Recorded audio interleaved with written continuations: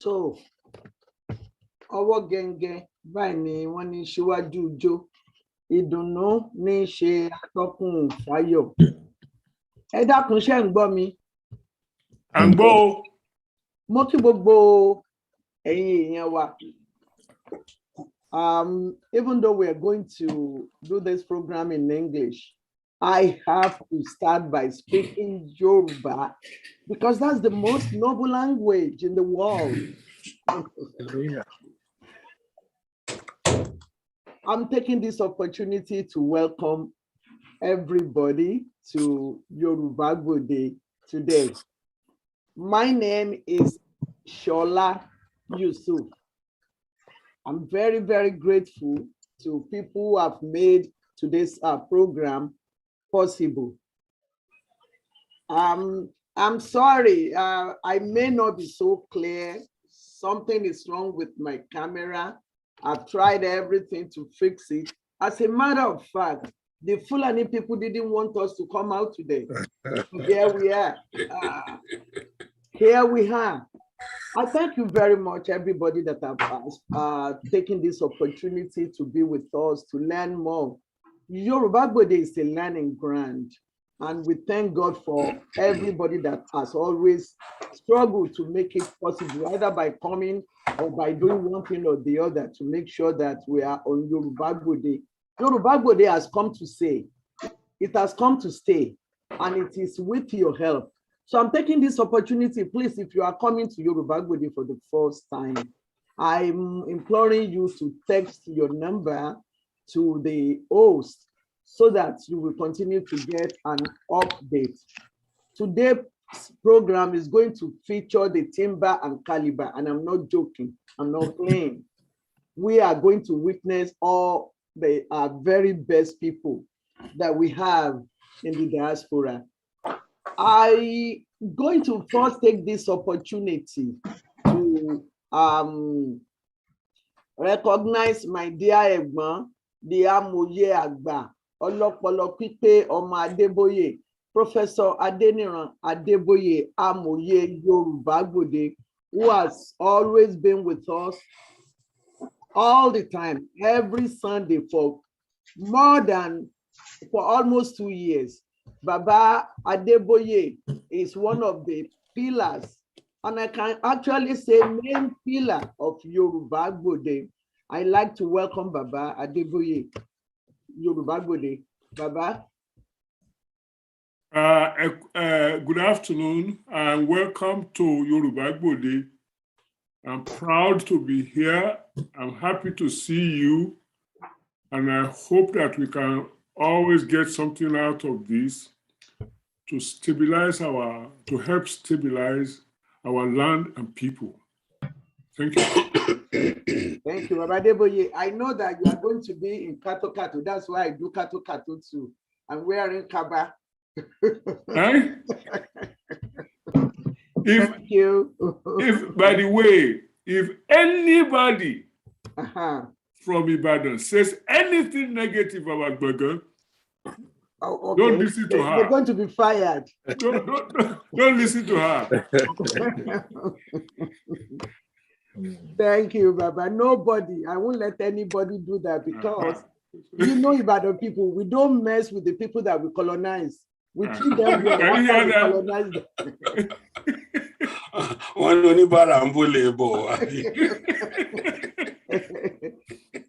Yes, we have all the timber and caliber today. My Yeye Omofolabo Ajayi Soyinka, who is also a member of Amoye Yoruba Gbode, is here. Mama Ekujo Meta, good afternoon, ma'am. Ah, Bonyo. Okay. Okay. Good afternoon. Ẹ kú ọjọ́ mẹ́ta. Ọjọ́ kan pẹ̀lú ẹ̀. Yes, ma'am. We have honorable people, fine people joining the team of Amuye. I'm listening, like Yoruba would say, Ani Pedi. Mr. Banji Ayiloge is doing something else that is also important. So we had the opportunity to relieve him. It is so great. We are grateful to him on behalf of all Yoruba people all over the world that he has served by being a member of Amuye. But we have other people who are joining the team because Yoruba people, we are blessed. We have so many Amoyes. We are unlike some people. Yoruba people, we are rich. We are blessed. The first person that I'm going to introduce who is joining as a member of Amuye is Omowe Dr. Patrick Akimbola. Dr. Patrick Akimbola has been working behind the scene for Yoruba Gbode since we started this program. He has helped us to liaise. He has done so many things for Yoruba Gbode. According to what he told me, he came to the struggle not so much as a leader of a group or an active member. He, however, says his commitment and passion for the struggle has given him the opportunity to interact with many, many people. So he knows where we are going. He has a clear vision of what we should have, where we should be as Yoruba people. Dr. Akimbola was a member of a Yoruba World Congress before Yoruba World Congress, died suddenly. He also technically remains a member of YOV. So even though he has not been very active, he has done so much for Yoruba. By profession, Dr. Akimbola is an artist. By nature, Dr. Akimbola is a fighter and struggler for Yoruba people and where we should be. We are very excited to have him. We have gained a lot from him when he contributed. And like, why not just come because we are Amoye already? So we are formalizing, is joining the Amoye group. Dr. Akimbola, you are welcome to the team Amoye Yoruba Gbode. Thank you very much, Ma. I am indeed humbled by this opportunity to be able to contribute to such an edifying program. Even more especially the fact that I have two very, very credible and admirable egbons that I have learned a lot from over the years. Just really makes me recognize that as the new kid in the block, I'm in good company. Inú mi dùn púpọ̀ láti lè darapọ̀ mọ́ gbogbo yín o. Odò àgbèwà. Thank you. You are welcome. Another person that I'm going to introduce to this noble crew is somebody who has been with us for so long, as an audience, as a participant, and somebody who has always been a great cheerleader for Yoruba Gbode. He is Alagba Thomas Bankole. Alagba Thomas Bankole is from Ogbomoso in Oyo State. And that was where he went to high school before coming to United States. His degree is in mechanical engineering from New York. He is also a volunteer. I'm going to cut it short. He's also a volunteer in very many non-profit organizations He is an avid listener of this program. He is married with children and he lives around us here in Canada. He belongs to very many groups of Yoruba, Yoruba natural groups, and is the president of Yoruba Cultural Association of Edmonton in Canada.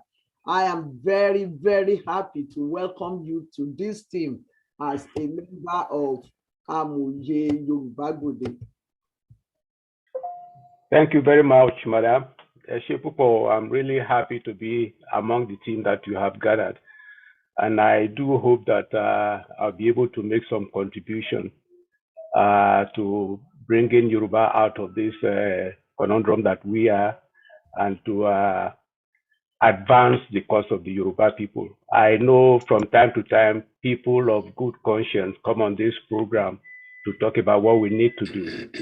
I hope that we can gather efforts and push Yoruba out of the slavery that we are in today.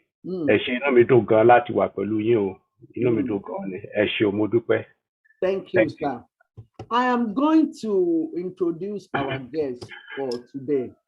The first person that I'm going to introduce is somebody that we have had many, many times on Yoruba Gode. He's Professor Offiong Aqua. He's the leader of IBOM Coalition. You should listen to him talk. I was listening to one of his meetings the other time. I'm like, yeah, with people like this, we have a place to go and we are going to get there. Professor Offiong Aqua is not a stranger to Yoruba Gode. He's always willing to help us. He's always willing to talk about what is going on and where we should be. I've talked about his bio several times, so I'm just going to welcome him to this edition of Yoruba Gode as our guest. He is going to let us know who are these Fulani people by tracing their administration in the past. I'm very grateful, Professor Aqua. Welcome, sir. Thank you. Thank you very, very much, my sister. Thank you for this honor. And when I say it's an honor, it's really an honor. I feel amongst friends. Let me first of all bring greetings, fraternal greetings from your brothers and sisters from Akwa Ibom, Akwa Ibom State, which is the state that is advocating for Ibom People's Republic. They had said I should bring greetings to this meeting. So let me let you know that they love you and are happy that you can have us come into your group and talk about us, about the country in general. I'm very comfortable. I look around here, I see the new egghead, wise men, I think my sister used to call them, Dr. Patrick Akimbola. These are people you may not realize who have been very supportive of self-determination causes, not just Akwa Ibom, but across the country. I see him. I see the doctor that has the math equations in the back. Is it Dr. Adeboye? Where is he? Yes. Yes, Professor Adeniran. That is correct, Professor Adeboye. I see Professor Adeboye. I feel very comfortable. My father has a degree in mathematics in that same department where he worked in 1949, I believe, from University of Ibadan, from the same exact department where he works. That's where my father got his first degree from. So when I come here, I see him, I see Dr. Kimbola, I see all these people. I feel comfortable. So thank you for having me. Okay. Thank you, sir. Thank you. I'm going to introduce a guest that we have managed to escape from Yoruba Gode since we came to the Zoom. He has featured several times on Yoruba Gode when we were only doing the blog talk and the radio in Philadelphia. He is Dr. P. Oyefule. He's my senior at Mayflower School, but He ran away before I could get there. So Dr. B. Oyefule has done a lot of work on the progress of Yoruba people. It's not even a joke. I know him several years with the Nigeria Foundation, and we always run around together. Who is Dr. B. Oyefule? He went to he actually went to the best school, the best high school in the world, Mayflower School. It's an ex-May. And when we talk about ex-May, it's not a joke. So in 1970, that's why I said he left before I could get there. Dr. Oyefule came to United States after living, after finishing in Mayflower School. So he went to another powerful university here, Howard University Medical School in 1975. Some of us has not been born then. That is not saying that it's old. I mean, look at him. He even look younger than people like us. I don't know what he's doing though. He's a doctor. He did his specialty studies at the Norristown State Hospital and the Medical College of Pennsylvania from 1983 to 1987. He became board certified by the American Board of Psychiatry and Neurology in 1988. And he had been in private and hospital practices in Delaware Valley since then. He is currently the medical director at Safe Meadow Medical Center in Philadelphia. When I say we are bringing timber and caliber, you think I'm joking? I'm very, very happy to welcome you, sir, Dr. B. Oyefule, to this edition of Yoruba Gbede, which is very, very important. Welcome, sir. Thank you. Thank you. Thank you. So we have a lot to do, and we are going to do it by the grace of God. By the way, I'm Ofintinu Akinshola. I'm not the one who locked you out, so nobody will dare lock Iyawo Badan out. I didn't do it. Zoom did it, but it is well. Finally got it. Mi ò tó bẹ́ẹ̀ o.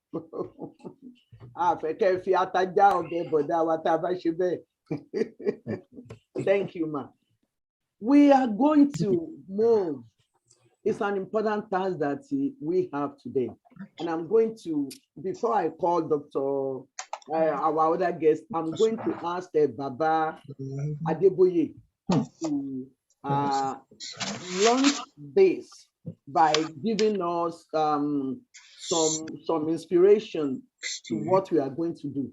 What are we going to do today? What we are doing today is, some people have dissected the Fulani brain for us. The problem that we have in Nigeria today is mainly on Fulani. They are our problem. They are the problem of Nigeria. So we have we are blessed that we can go into their brain if we can find the brain at all. Because sometimes when you are looking into people's brain, they say they don't even have brain at all. So, but we are going to look into their brain. That's why we are bringing a great psychiatrist here. And also we have Professor Ofionakwa, who have a lot of history about the administration of these people. But before I go there, I'm going to call my dear Egbon Baba Adeboye. He's going to launch us by telling us who are these Fulani people? Who are they? Little history about them from his own experience, knowledge, and perspective. Baba, you have the floor. Thank you, Olotu.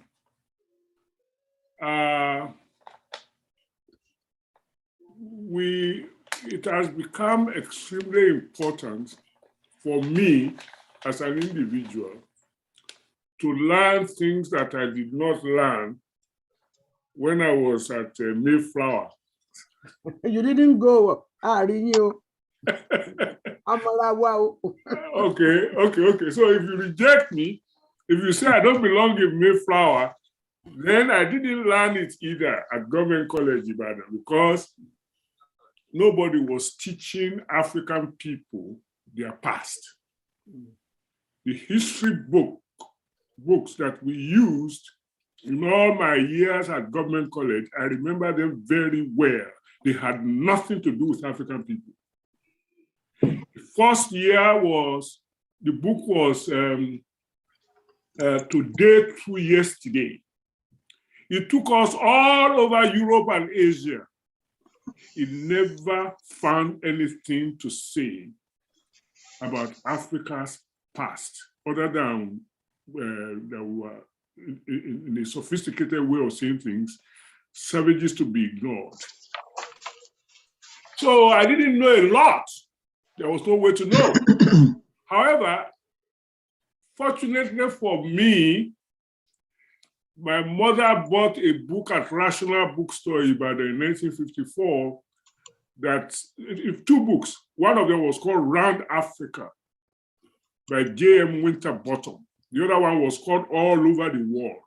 And that's how my inquisitiveness started about who we are. However, to cut a long story short, the problem that we call Fulani problem today, even the Fulani did not really know it was their problem until 1960 or thereabout. In 1914, Frederick Lugar, the guy who is credited with, it's not just credited, who said he amalgamated the Northern and Southern Protectorate of Nigeria, had something to say about each one of the nationalities that he found there. While we are on, I will rapidly search Google to give you specific reference. Lugar said that it was the responsibility of the Europeans to operate with the Fulani, because the Fulani were of Mid-Eastern origin ethnically, and that they were familiar with the culture of the Middle East, that they weren't far apart from the culture of Europeans, that they would enlist the support of the Fulani to tame the Negroes. That was 1914, that was in 2022. And once I am able to supply the reference, anybody and their mama can go and check it. It's not, I didn't make it up. But you have to, the Yoruba have a proverb. And the host will be able to translate that proverb when it says,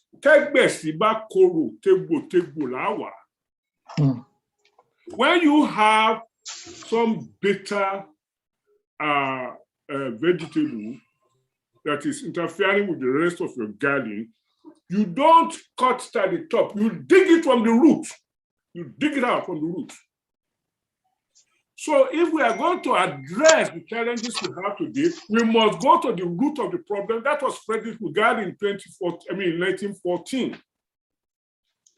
Now, whatever happened between 1914 and 1960, and I know some of it, we all know some of it, in 1954, which was exactly 40 years from 1914, Awolowo was asking that if Nigeria was going to be a federation, it should have within it a secession clause. He made a beautiful case and all of that stuff. That's not what the British wanted. Azikiwe was asked to make the opposite, to take the opposite position, and he did. The Sardauna was so mesmerized by what Awolowo had to say, he supported Awolowo. The British supported Azikiwe, and that was the end of the story. No secession clause in the Nigerian constitution. Why did Awolowo want secession clause? He loved the idea of a Nigeria, but he knew that there were so many distinct nationalities, not tribes like illiterates, educated illiterates say, nationalities within Nigeria that were now being forced together. Oh, wait. No forced union works. And the British were able to continue that forcing beyond 1954. And that may explain why a number of people who are asking for the forcing, like this and that, that's why they had to go to jail very, very soon. Anthony and Nahru go to jail as soon as Nigeria got independence. But on October 12, 1960, less than 2 weeks after flag independence, Sardauna, who had supported Awolowo before in 1954, now said that the Nigeria that was created 10 days ago was created along the lines of what their grandfather Osman Danfodio had said, that the land belonged to the Fulani. That Northerners, the rest of the Northerners must be kept under severe control. They must not know that they have any rights. Nor should any part of it, because they are part of our inheritance, and any part of the rest of Nigeria must not be allowed to govern themselves. That was October 12th. It's in the Google. So what I'm trying to say, my brothers and sisters, is that we are trimming the problem at the top when we should be digging the roots of the problem and say, Mbolotimbo. I mean, sorry, I will have to use Yoruba once in a while. So that is where the problem started. I'm going to put it in a paradoxical kind of way. The Fulani are not only trouble for non-Fulani in Nigeria, they are trouble for Fulani as well. Because the Fulani we are talking about is not necessarily the ordinary regular Fulani, but the Fulani elite, the Fulani feudalist that thinks that it owns all of Nigeria and must work its will, impoverish Northerners and make them Almajiris, impoverish Southerners by taking everything they have and letting them have nothing. Threaten them the way you threaten the Hausa after 1804, you take their land, take their property. That is my definition of the Fulani problem. It's not Fulani problem only against the non-Fulani. It's Fulani problem even against Fulani because the regular Fulani who is not in the elitist camp is impoverished. It's an Almajiri. It's a cattle herder. It will never amount to anything. That's where we are, and that's where I shut up. Other people to talk. Thank you, Baba. Thank you so much. Thank you. You are still going to come back. You're not done yet. So today, that is what we want to find out. We want to go into details. We want to look at the administration that has involved Fulani, where the Fulani people had to reign. We want to see the relationship that has existed between these Fulani people and Yoruba people. We want to see the result of this. So we are going to look at Buhari as an example of Pulaku. What is Pulaku? And we are going to look at Tinubu in his hand now as an example of who should be Omoluabi. But before we get there, the first thing I'm going to do, I'm going to call Dr.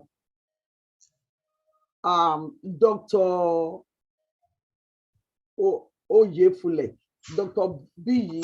Oyefule. He has done an extensive work on the brain of these people, because we know that the brain is the edge. It's on top. It is the one that controls what we do. So here we go, Dr. Oyefule. Welcome again. Thank you very much. Thank you.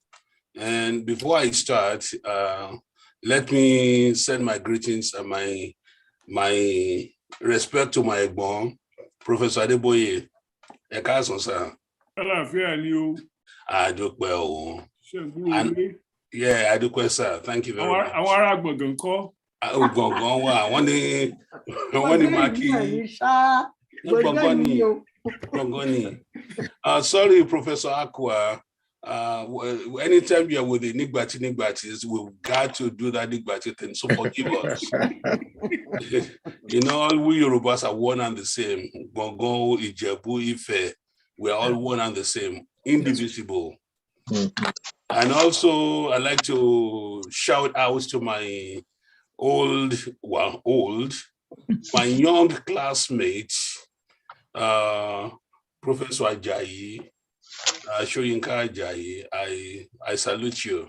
Yeah, káàbọ̀ sórí ètò yìí o. Ẹ ṣé gan ni o, thank you. Okay, going forward, we need, like Professor Adeboye said, we need to dig this from the root, not from the top. And we need to know who the Fulanis are. Who are the Fulanis? The Fulani that we are talking about now are not the Dero we see on the road. We need to find out who the real Fulanis are and what motivates them. See, the ongoing murderous rampage of the Fulani bandits throughout the northern and middle belt states, and more recently in the southern states of Nigeria, leaves one to wonder about the humanity of these terrorists. Fortunately, they have recently been classified as terrorist groups by the government of Nigeria. And according to the Sultan of Sokoto, the Fulani, his own people, form the bulk of kidnappers in Nigeria.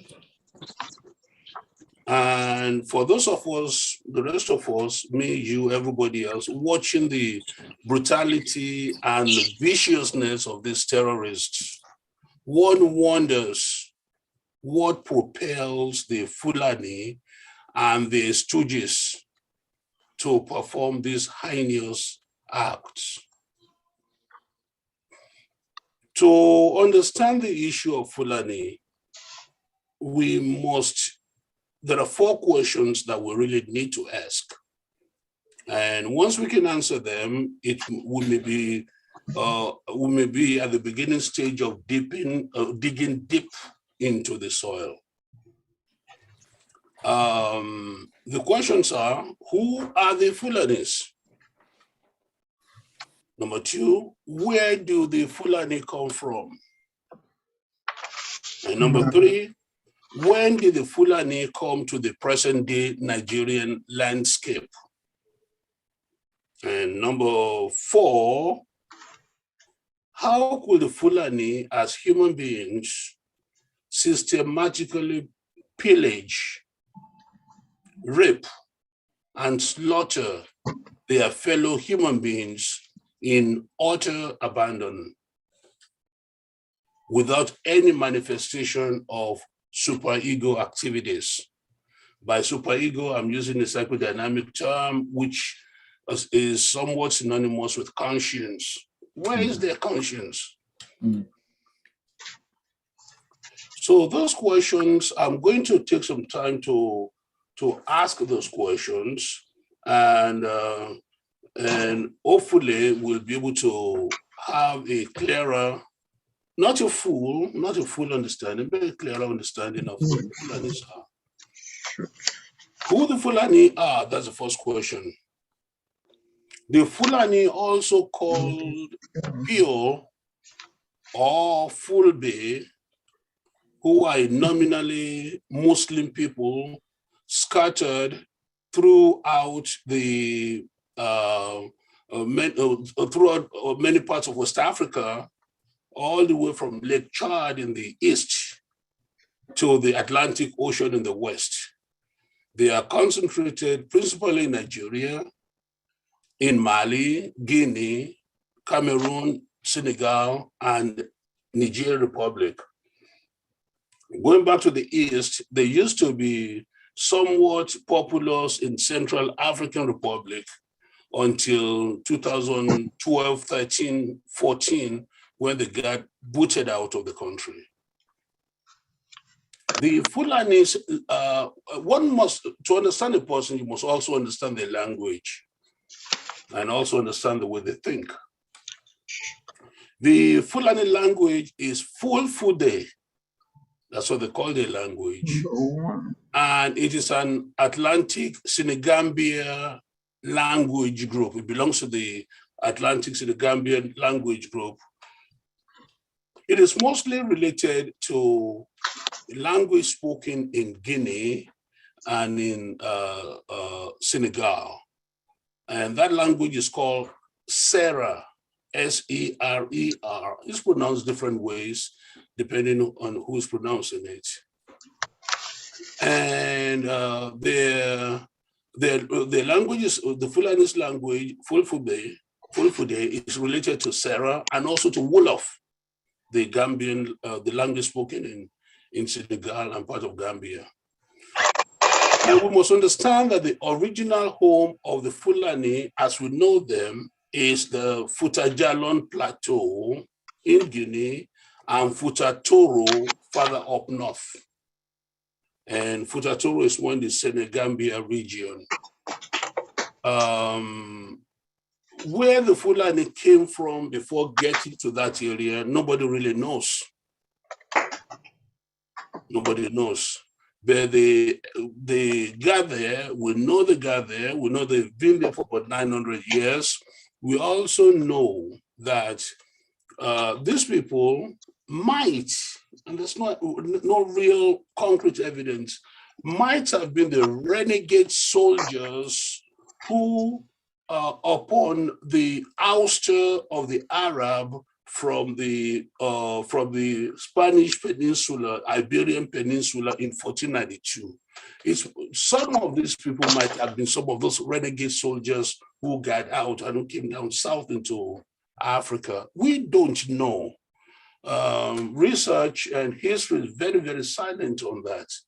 But we do know there's a group of people who mixed with the Sera tribes people and form the Fulfude folks, Fulani, and depending on which part where one finds them, they could be called Fula, Pula, Pul, P-U-E-L, or Pulo, P-O-L-O. So they come with various names, but all of them are linguistically related to each other if you look at the words. And by the way, so we will not forget, Sera is the language of Leopold Senghor, the former president of Senegal of the Negritude fame. I just need to put that in. And also, I need to also put in that without any prejudice or any intent to cause any prejudice here, Mr. Senghor detested Fula. And the reason he detested them is because of the utter disregard for human life. Just need to put that in. Now, the second question, where do the Fulani, hold on. Where do they come from? Yeah, who are the Fulani? And we've talked about who they are. I've also spoken about where they came from. Unknown origin, but we just found them in Futajalon and Futatoro area. Now, the next question actually should be, at what time did the Fulani come to the present day Nigerian landscape? The area of West Africa that later was identified as Nigeria. When did they come in? We know that they started drifting into present northern Nigeria, probably at the end of the 18th century.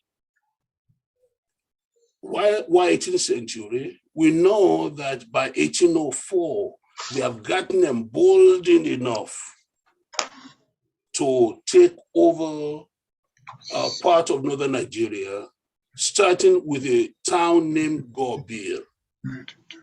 Gobi is not too far from Sokoto. At that time, it was called Sakwato, very close to Sokoto. And the king of Gobi, who happened to have been friends of Osman Dan Fodio, who had actually encouraged Usman Dan Fodio, the king's father, and the king's father had, excuse me, please, the king's father had actually mentored Usman Dan Fodio. And once the father died and the young king called Jumfa came on the throne, Osman Dan Fodio attacked him. And after attacking and killing off the nobles in Gobi, he moved on to Sokoto and took over the land. Those two places he took over in 1804. We do know that. History tells us that. And we also know that after conquering Sokoto and Gobi, he went to Gombe in 1804. He went to Katsina in 1805 to take them over now, not to go and visit, to go and take them over. He went to Bauchi in 1805, went to Kano in 1807, went to Katagon in 1807. He went to Zaria, then called Zazao, in December 1808. Went to Adamawa in 1809. Actually, the name Adamawa the region Adamawa was named after one of Osman Dan Fodio's lieutenant named Adama. And then he went to Gwandu in 1817 and to Lafiaji in 1824. All these are historical facts which we know. Now the final question, remember there are 4 questions. The final question now is, how could the Fulani as human beings systematically pillage, rape, slaughter their fellow human beings with utter abandon, without any manifestation of guilt whatsoever? Well, that's the key we must understand. And I'm sure that's what Professor Adeboye was alluding to, and that's why Yoruba Gbode has us here today. See, we must understand that the Fulani culture, due to the wandering lifestyle of the people, tend to produce people with wiliness, cunning, slyness, slipperiness. Their neighbors throughout the savanna region of sub-Saharan Africa tend not to like them, tend not to be enamored by them. And in order to understand why, one must thoroughly learn the culture of these people, of the Fulanis. And to understand this culture, one must become familiar with the concept of Pulaku, P-U-L-A-K-U, and sometimes variously spelled as P-U-L-A-A-K-U. You see, Pulaku is the societal code of behavior of the Fulanis, just as Omoluabi is a traditional code of behavior for the Yoruba. Twice. And for instance, I know for sure that various nationalities in Africa have their own different code of behavior.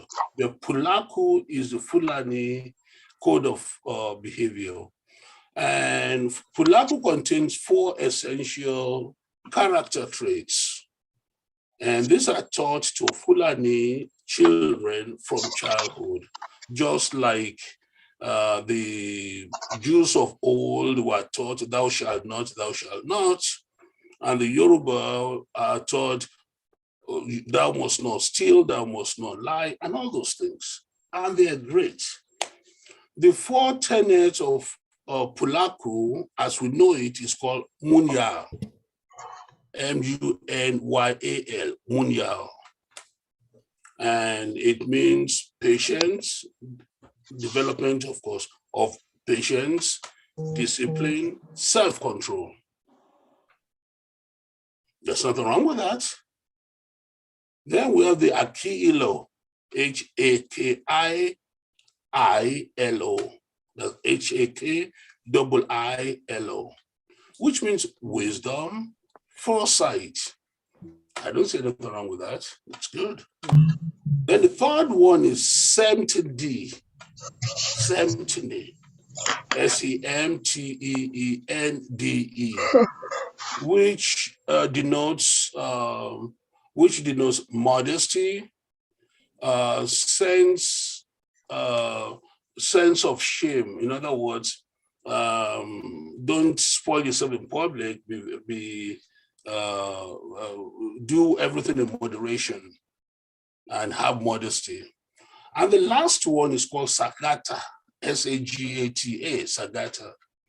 And Sagata means courage and hard work. Anything wrong with that? I don't see anything wrong with that.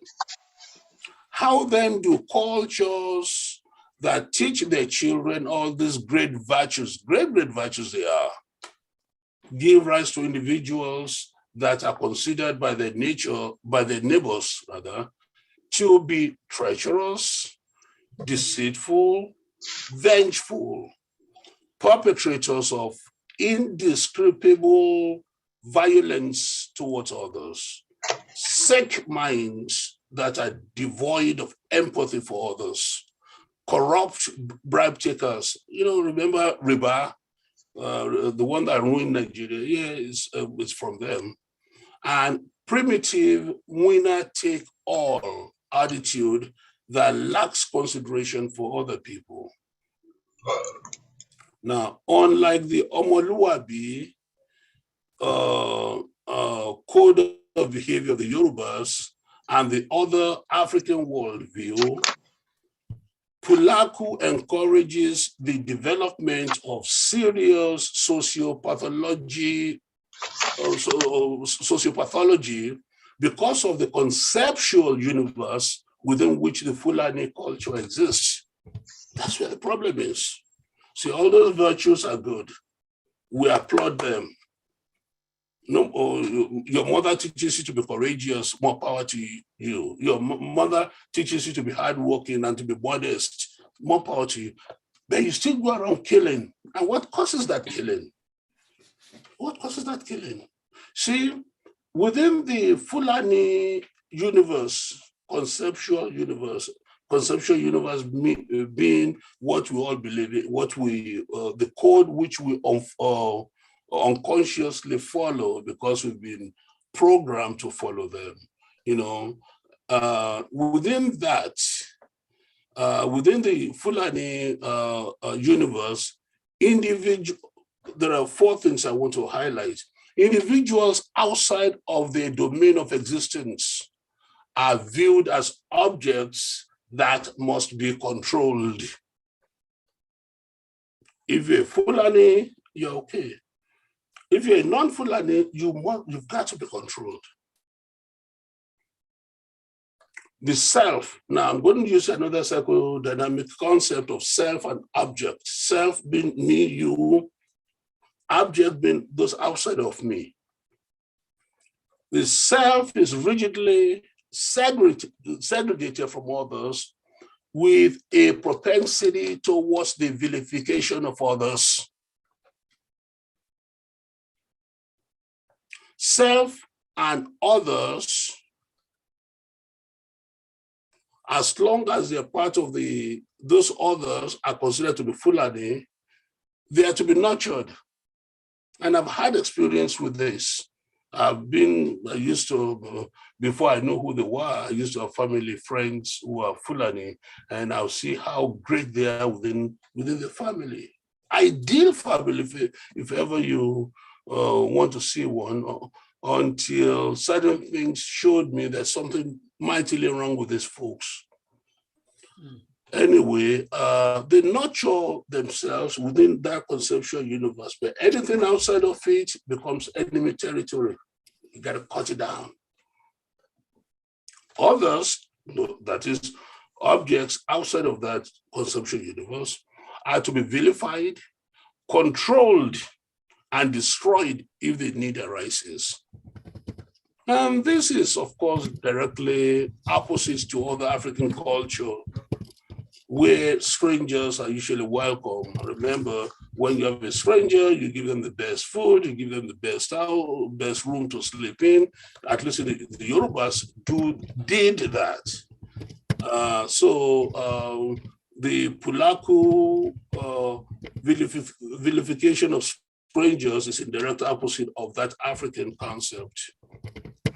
The Fulani supremacist worldview predisposes them to view themselves as, quote, you've all heard this before, born to rule. Born to rule. So, all you, my friends here with your master's, PhD, MD, pharmacy degree, which you work hard for, go back to Fulani land, Nigerian land, and the Fulani who at standard 6 is going to be your boss. Well, our president does not even have a high school diploma. That's the Fulani for you. They are born to rule anybody. And this may be seen by others as lack of empathy or sympathy in extreme cases, but this makes it easier for them to engage in the devaluation and dehumanization of other non-Fulani people. This lack of empathy towards people outside of their group makes them to perpetrate crimes on others, crimes that have increasingly become brutally vicious, raping of non-Fulani women, followed by physical maiming of these unfortunate female victims. Sometimes they have the eyes gouged out, a human being gouged out, so that they won't identify the Fulani perpetrator later. And some of them, they butcher them. We've seen all this video making the platform. And these wanton premeditated murders committed by this Fulani, for example, against the Middle Belters. And more recently, they've been coming down south to Igbo land and to Yoruba land. The winner-take-all mentality of the Fulanis conceptual universe may explain the crudity, the shamelessness, the brazenness, and the lack of sophistication with which, for instance, General Buhari chose his cabinet members. When not in power, the Fulani, including the General Buhari himself, insisted that all federal appointments should be made with federal character as a determining factor. Once in power, my dear General and his mostly Fulani cabinet had no qualms about holding on to 95% of the top management positions in NNPC, Nigerian Custom, Police Force, and virtually all branches of the military. And remember, Fulanis, unbeknown to most of us, are 4% of the Nigerian population. Don't let them lie to you.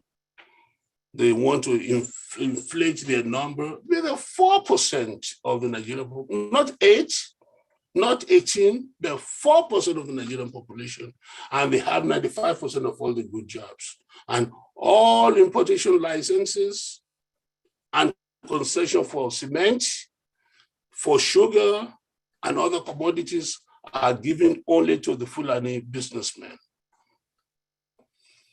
Well, most psychiatrists will see these acts and actions as symptomatic of a lack of conscience and a lack of presence of superego. And it's called superego lacuna. You are nice all over, but in an area where it's very important, that superego or conscience does not exist. And this is pathognomonic of severe character pathology. In other words, their culture and the pulaku predisposes them towards psychopathology. And with emotionally contrived individuals at the helm of power in Nigeria, it is no wonder that the nation is fast approaching a precipitous demise.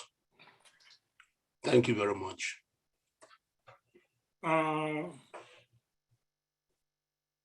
Ejo. So much. Yes, sir. Dr. Oyefule. It's like I just want you to continue because my brain is just opening up. Thank you so much. For people who are just coming in, this is Yorubagbo Day, and what we are talking about is the Fulani people. Who are they? How did they get to do what they are able to do? Who is Buhari as a Fulani man?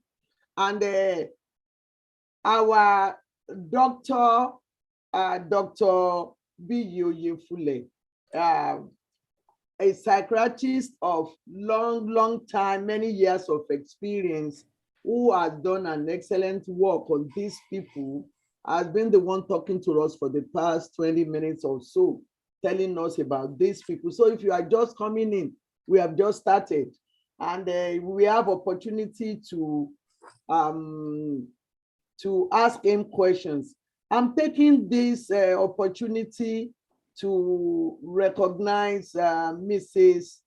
Sandra Popola, OBE, Officer of the Order of the British Empire, in our midst on Yorubagbo Day. Thank you so much, ma'am, for taking your time to be with us on Yorubagbo Day today. So I'm going to call Professor Ofion Akwa. He is going to talk to us about all these things that Dr. Oyefule has been talking to us about who they are, where they come from, how they are made, all these things. So how all these things manifest in what is going on in Nigeria, in what is going on with Buhari, and what is likely to go on with Bola Tinubu, who has been like there. He put him there. So before I go further, I don't even know what I'm saying. So I'm going to call Professor Ofion Akwa. Professor Akwa, you have the floor, sir. Yes, thank you very much. Thank you very much, Aja. I may have the floor, but I don't know what else to say after listening to Dr. B. He didn't say it all. He makes sure, you know, Dr. Yefule is a very nice and generous human being. He didn't say everything. And I'm not just being flippant. I'm a professor. So I get it when someone is able to impart complicated knowledge and make it simple for everybody. That is what Dr. Oyefule has done. I have learned, and I thought I knew a lot. I have learned stuff from him, and I'm very grateful that I'm able to be here and listen to someone like him. At some point, he was talking about the population, for example, of the Fulani population.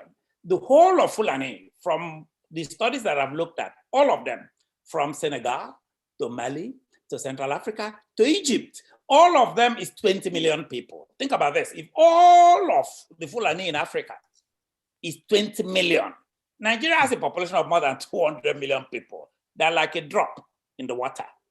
in Nigeria, population-wise. Not. I mean, this is United Nations. Why are they so powerful? We are getting to, I think he has analyzed it. I think I'm going to mention that religious hold they have on the Hausas and other minorities in the north. The doctor described what happened when Usman Danfodio came here. Some of the words he used, like the trickery, the wiliness. I mean, these are things that we, at our age, we've experienced all of this. I'm going to give you a couple of anecdotes, personal anecdotes, because we are old enough to have been in Nigeria. I speak to 30-year-old Akwa Ibom children today who say to me, Professor, why are you so concerned about the Fulanis? What have they done to us now? We are here, you people, you talk about Fulanis, and I take my time and explain to them. That is why a forum like this is very, very important. In fact, when I was listening to the doctor, I almost felt, because by the count that we know, the Fulanis are almost about 8 million people in Nigeria itself. Their total count by so many, different people have kind of, the average is about 8 million. When I was listening to the doctor, I felt I almost would believe that the doctor probably put all the 8 million down and started analyzing them one by one by one. Because he captured the essence of Fulani. Let me give you a quick personal anecdote. When University of Calabar was founded, I am a pioneer student of University of Calabar. If you remember, at some point they decided to expand the universities from the big three, from the Ahmadu Bello, University of Ibadan, and Ife, and then they expanded it. I mean, actually, University of Calabar is third generation because they went to the Unibens, to Unijos before University of Calabar. When the university was founded, I was a pioneer student in that university.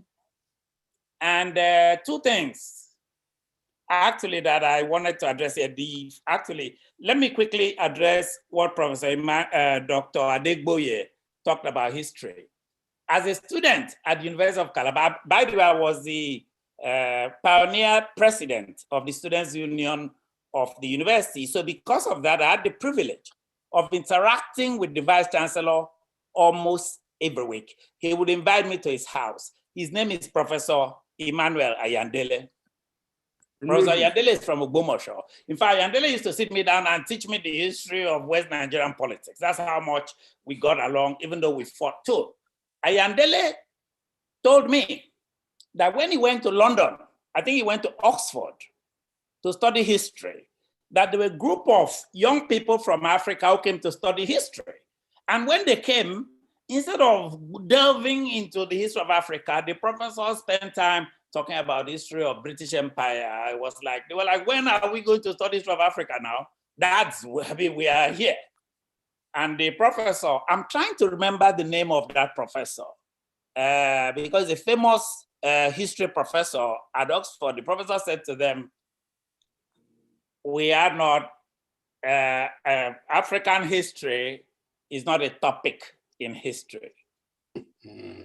African history is darkness, and darkness, this I remember, and darkness is not a topic in history.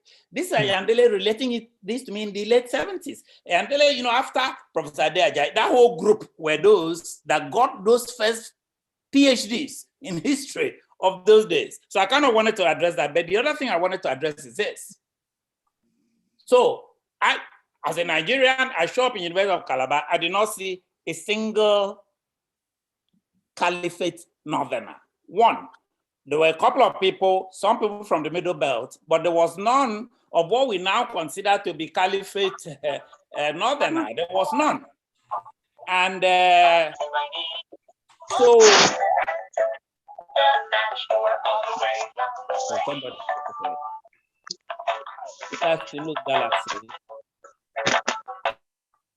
okay, so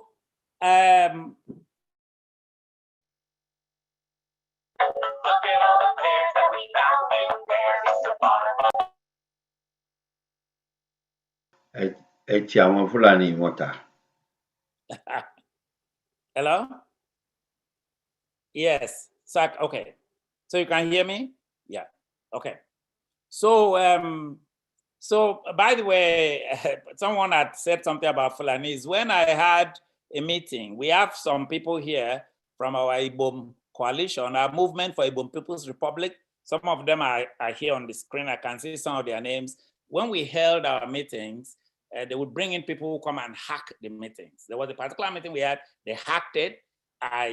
Through my university, I wrote directly to Zoom, and Zoom said, gave us names, and it was Nigerians that they sent to hack the meeting of Ibom liberation from the federal government. So these things are not unusual. But anyway, so Ayandele, we had kind of wondered. I used to wonder that until one day the vice chancellor sent for me and said, you know, we're having new students who are arriving. And please, I want to ask you, these students are mostly Fulanis. And I want to request that you please receive them well and treat them well. I mean, you can imagine as a young Nigerian, why should are they not Nigerians? They're coming to the university. Why should they be treated differently? And the Andele says, well, have you seen any of them around here? It was like I was at UI. How many of them do you think were there? I am saying to you, we're trying to build Nigeria, and it will be nice if we are, it will be okay. It will be good if we are nice to our fellow Nigerians. They are mostly uneducated. Let us treat them nicely. So because of that, I went to the airport and received 11 students, mostly Fulanis. They were not all Fulanis from the north. And those were essentially the first set who really attended University of Calabar. So you can imagine, these were people, I was nice to them. I mean, this is Calabar. I lived in Calabar, for God's sakes. My father was a government official at that time in Calabar, and we lived there. I mean, I live in the dormitory, but our house is there. My ancestors come from there. My ancestors on my mother's side founded Calabar. The first born of Calabar is my great-great-granduncle. So it was a big deal. I was proud and happy to take care of them. I took them to our house. I took them around. As you can imagine, friendships would be made in this kind of situation. I'll fast forward to today. We are not friends anymore. We are not friends anymore because when I challenged them, by the way, these are people who became big people, permanent secretary, federal minister of petroleum. So I don't even want to go into detail because I don't want to mention any names. But these are big Nigerians, some of them. And we've been friends. I mean, even when I lived in Europe, I maintained some of the friendships. And as I said, I was president of the Students' Union. I'm like, in terms of my generation, I am like a leader, which I'm regarded by a lot of my classmates who, some have retired now, some are in politics and service in Nigeria. So because of that, but when I just pointed out to them that this thing this Buhari is doing, that was enough to destroy all of our friendships, not just mine, but of others. It became clear then to me that, wow, I thought I knew them, but I did not know them. And this is during this period when a lot of things are being said about Fulani. I decided to research, I decided to read more and know more, because it then occurred to me that this is about power for them. They don't care, they can be my friends as long as I don't challenge the power of Fulanis to rule 200 million people. It was fine until then, because it was a very central thing that I challenged. I was like, how can we form this WhatsApp Unical group and we go to these meetings and this Buhari, people are dying. I have a friend of mine, a friend of mine who is actually in the same university with me, a colleague of his is a priest, a Catholic priest, died. And when I brought this into the forum, my Fulani classmates all kept quiet. I'm like, somebody died, really? And we're like, well, they should have taken care of themselves. I mean, when you interact with people, you hear these things, but when you look at the global picture, which Dr. Yefule presented, a whole lot of it now makes sense. a whole lot of it now makes sense. Go back to the Usman Dan Fodio thing, which he raised in the 18th century. Dan Fodio came here, and it almost reminds me of the story of the Arab and the camel in the desert, where the camel goes there and says, it's too hot, can I just put my legs small from the heat? And the Arab said, okay, only your leg, okay? And he puts his leg. I said, let me put my shoulder too. At some point, the camel kicked the Arab out of the tent. That is what happened with Usman Dan Fodio in Gobe. That's clearly what happened, as Dr. Oyefule described it. And the Fulani were able to use religion because they are, in Africa in general, they're one of the first adherents of Islam. So they basically got it first before a lot of people who are innocent and harmless, people who practice Islam got it in Africa. So because of, but unfortunately, they were able to use religion to rule the houses and others. Unfortunately. And I feel very sad because I'm not a very strong Christian, but I have always thought that the last sin you want to commit is to use the Lord's name in vain. In vain. I have no respect for anybody who uses religion to control people. I have no respect. That has created world wars. That has created so many wars over time. So I have a problem with that. I mean, we're all sinners. Don't get me wrong. I'm sure I probably sinned today. But that's not the point. The point is that they use this. Because why is it then that 4% of people, I have a list here, because in as much as we all know this, but hey, it is true. Are you aware that a lot of the governors in the north now are actually Fulanis? These are states where they're barely 1 million, but they are governors. I mean, I'm just looking at this list. It's a list we all know, and I'm just shaking my head. You really think that governor in Yobe State is governor because he's the Obama of that state? He's only governor because he's a full and is able to come a lot of religious pressure. They are the imams, they are the religious leaders. So they're like, okay, let him go. But why is it then, which then becomes suspicious to me? Because when you look, they are everywhere. Secretary of Government, Head of State, this Buhari, who, by the way, if you want to get to the case of Buhari, other people did a coup. I mean, brought Buhari. Think about the tricks. Because when you say, well, Buhari did a coup, they say, no, Buhari did not do any coup. People did a coup and invited him to be head of state. And this is the thing. This is the theme in what the doctor was saying. So for me, and I think this answers one of the questions, which is, why are they able to do this? Religion. Religion is using enough. The rest of us, though, like me and others, is cunning. They will become your friend until if it's an issue of power. Power. They must control federal power. They must control all the resources in Nigeria, and the qualification means nothing. The qualifications means absolutely nothing to them.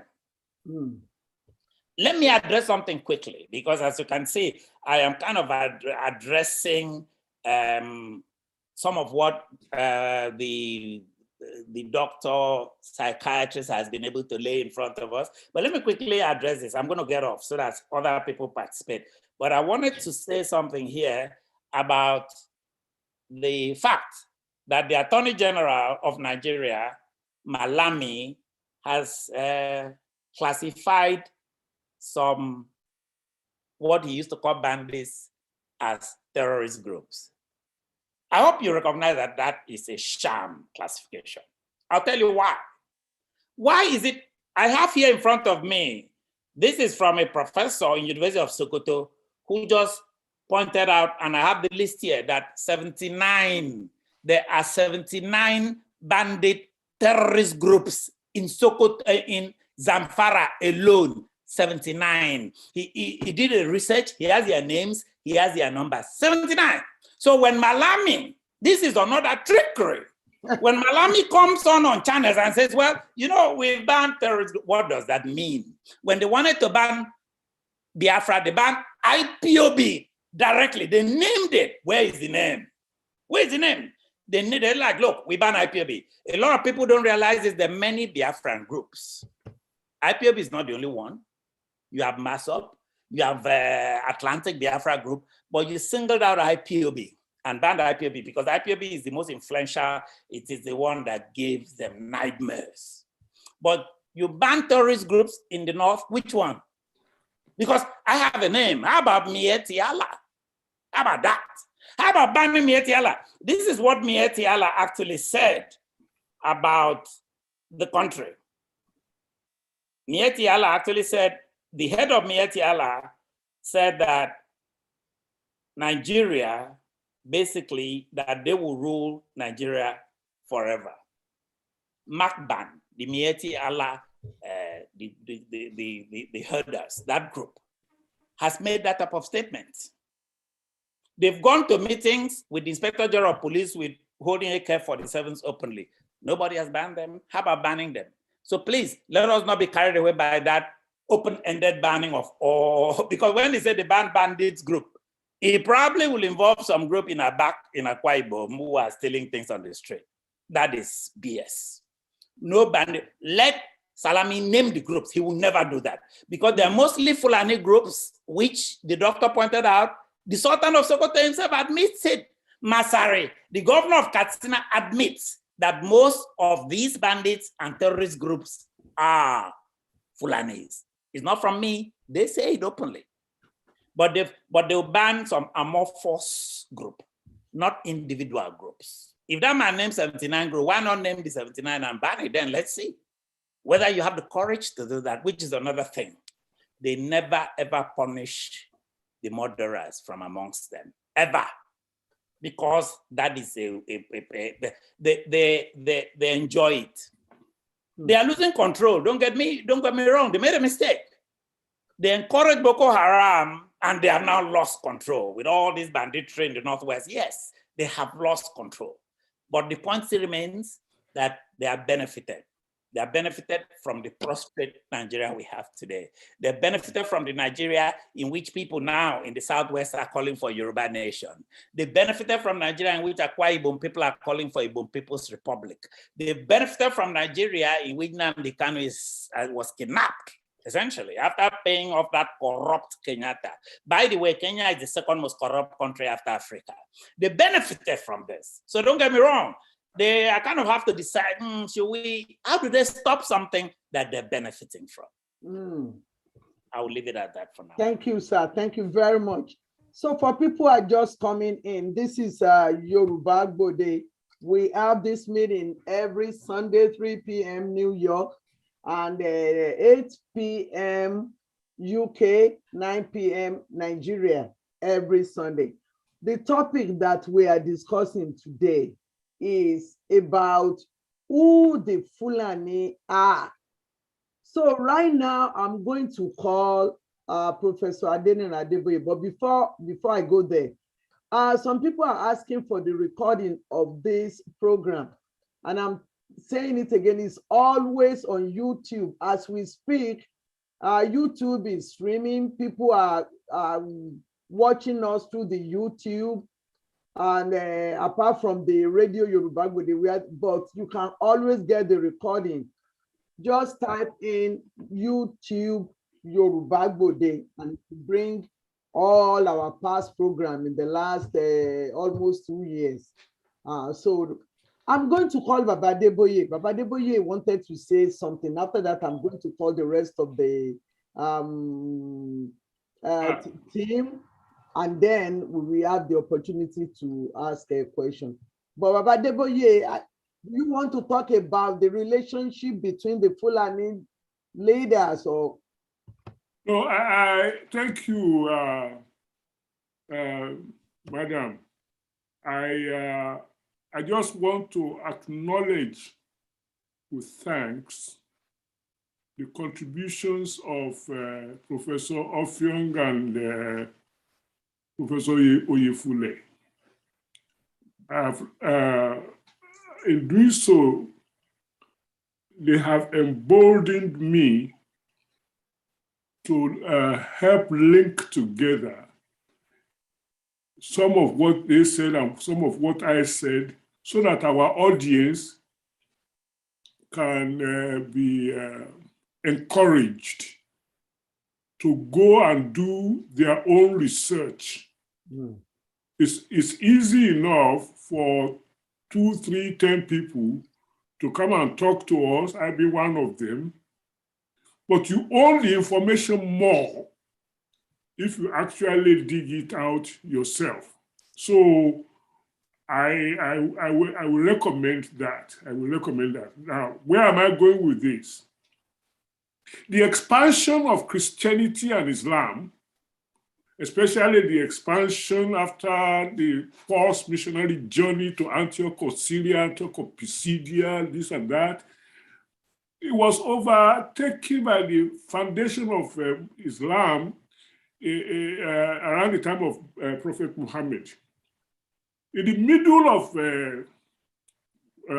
Europe, Italy, Yugoslavia, and what have you, Islam became so important until it challenged Christianity. That was way back before in the first 1,000 years of Christianity.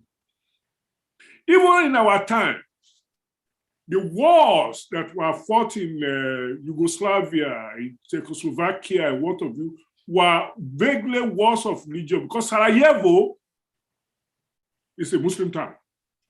The inching of Islam into Christian territory that eventually went on to become the war of religion, the Crusades, and what have you, all of that started. Now, what does that have to do with Fulani? The people of that region, some of the people of that region that were related to the Berbers of North Africa and Maghreb Africa were called Moors, M-O-O-R. They fought the wars, they won the wars, they lost the wars, they eventually settled into a kind of European situation. By the end of the Crusades, there was a little bit of settlement of Europe. It's not permanent. You could see intertribal wars leading to the First World War and the Second World War and all of that stuff. Where I'm going, though, is that the remnant of the Moors, who are not initially Black, created what they call a Blackamoor. Blackamoors are Black people who had fought on the sides of the Moors. The Moors were really Arab people, Berbers, but the Blacks that fought with them became Blackamoors. So when we talk about the Moor conquest of Spain, it was only in the 14th, 15th century that King Ferdinand and Queen Isabella took Spain back from Moors and Arabs. Those Blackamoors were the ones who intermarried with Africans to create the Fulani. So when Lugar was talking in 1914 about the Fulani not being indigenous to Africa, he knew what he was talking about. They were the same people that Europe confronted over a 1,000-year period in trying to rescue Christianity from Islamic hold. If you go to Spain today, the Alhambra, Seville, and what have you, all of those things are footprints of Islamic and Arab people on the sands of Europe. Anybody they used to do that, the Moors being among them, Moors or Blackamoors, eventually had to spread across the Middle East, Mediterranean region. They became the Maghrebites, the Maghreb, West Africa. And they intermarried. If you not look at their features, they differ, the pure Fulani differ significantly from the Negroid. Just as in East Africa, what do they call them? They have another version. So where I'm going with this is that it is the native African, the Negroid African, that has always been the target since the end of the wars of religion. And if we don't go back that far, we miss the mark. Yes, they use religion because our people in tropical Africa are very accommodating. The tropic makes you so. Geography makes man. But the conquest that comes from to impose itself on that geography, find people already, like the King of England that they used to call excellently already. We were already for the invasion, for the evangelization, for the trickery. We were already for any of that because the land gave us what we wanted and we lived in idle bliss. And later on, we became slaves, not only to Arabs, but to Europeans. I want us to look at this completely. Otherwise, we'll never get out of this mess. I have no hatred toward anybody. I have issues with people who, according to Dr. Aqua, not according to him, as he remarked, that power is the center of the issue. They will use any and everything, Islam, Christianity, general African basket, weaving out of your income tax. They will use anything to aggregate power to themselves. They will use your knowledge, Dr. Aqua, your knowledge, Dr. Oyefule. If they find it useful, they will use it to dominate you and everybody else. So your education has no meaning unless they can use it immediately. They don't have to have any education. They just have to have all the trickery. So I want to stop there. I'm sorry I jumped in because there are many other people who want to talk. All respect to my professor, Professor Soyinka and other people. I hope we have enough time for everybody to contribute because this is fundamental to our survival, continuance, and thriving. Thank you, sir. So again, this is Yoruba Gode. We are talking about the Fulani. Dr. B.E. Oyefule has analyzed these people with the Fulaku and even their brain. So we have opportunity to ask him questions. But before I'm going to call everybody. But before I start to call people from the audience, I want to give the Amoye opportunity. Yeye Omokolabo, are you ready to say something? Yeye Amoye, Professor Yes, Omokolabo. yes. Thank you very much. And I want to thank our speakers. They have done a wonderful job, really broken it down. And also respected Amoye, Professor Adeboye Adeniro, so I really don't have much to add. The only thing I want to sort of emphasize or call attention to is really how did these people come to dominate Nigerian politics? And I want to take us back a little bit to what Professor Adeboye said in the beginning, that tracing the history of colonization when Lugar created his Nigeria. He created Nigeria not for the benefit of the people in here, but for the benefit of the colonial power. And in doing so, he took into cognizance, and he did say this, that the northern part of the country really did not have much in terms of natural resources. The resources that will really build up the country Nigeria are in the south, are located in the southern part of the country. But there was this affinity, the affinity of exploitation and domination between the British colonialists and the Fulani hegemony that just a century earlier, in the 19th century, had established itself in the north and had conquered the indigenous people, the Hausas and the others in the north. So you have, I mean, where is British, the power of the British is through feudalism. They were just emerging in their own country. They were just emerging from the feudal system, where the upper class dominated and exploited the lower class or the peasants. They were just emerging from that and going into capitalism. And capitalism is just another form of feudalism. And so it's that sense of capitalism that, you know, especially with slavery and so on, they used to dominate us and to exploit us, to colonize us in Africa and in Nigeria. So there was that empathy between two feudal powers. The Fulanis are a feudal power, were and there still are.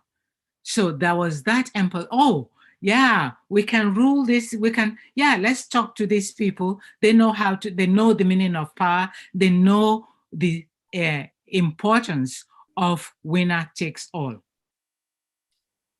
And so that's, you know, to be able to dominate, completely dominate and exploit the rest of the area, the people in the area, they teamed up with the Fulanis. And they understood each other. Whereas, let's take the Yoruba and even other people, the Omoluabi ethos of the Yoruba believes in sharing, share the wealth, cooperate. Let's, you know, as the Yoruba say, owo we owo ni owo fi mo, and that's part of the philosophy of Omoluabi. You know, hence, you know, when the two hands wash each other, they become cleaner than, you know, sort of one hand.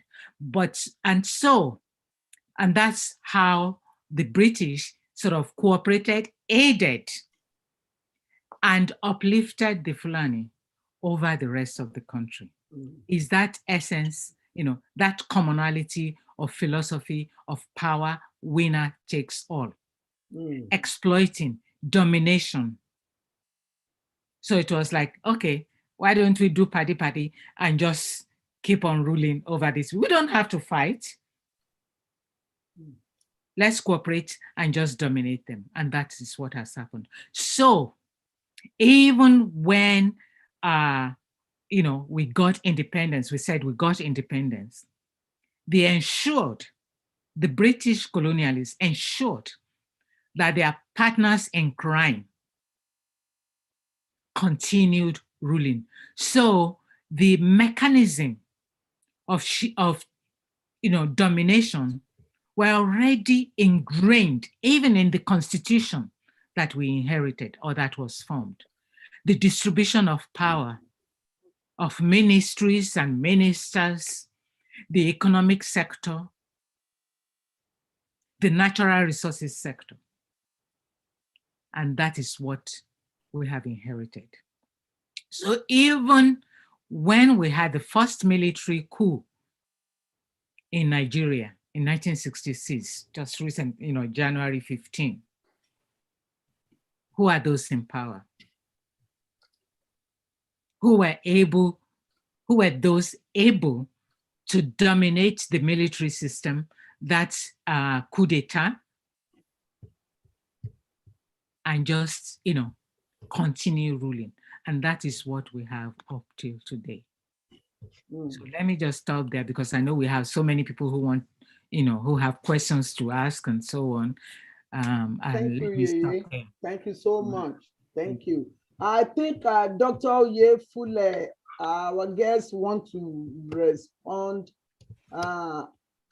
You are, please unmute yourself. Dr. Oyefule. Okay, sir. I'm unmuted.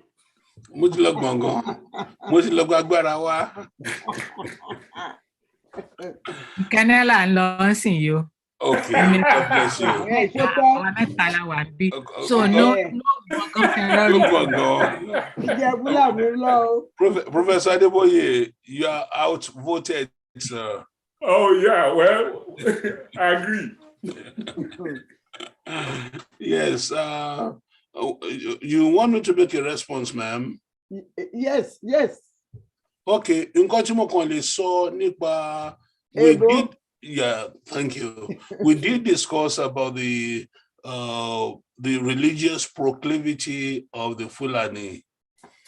One thing we have to keep in mind, and I found this out very well during the Shagari era.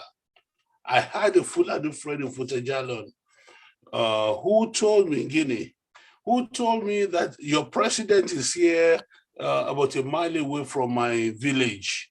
So what president? He said, Shagari, what did he come to do? He came to see a holy man. What holy man? He said, it's not a Muslim, but it's a very, very powerful man.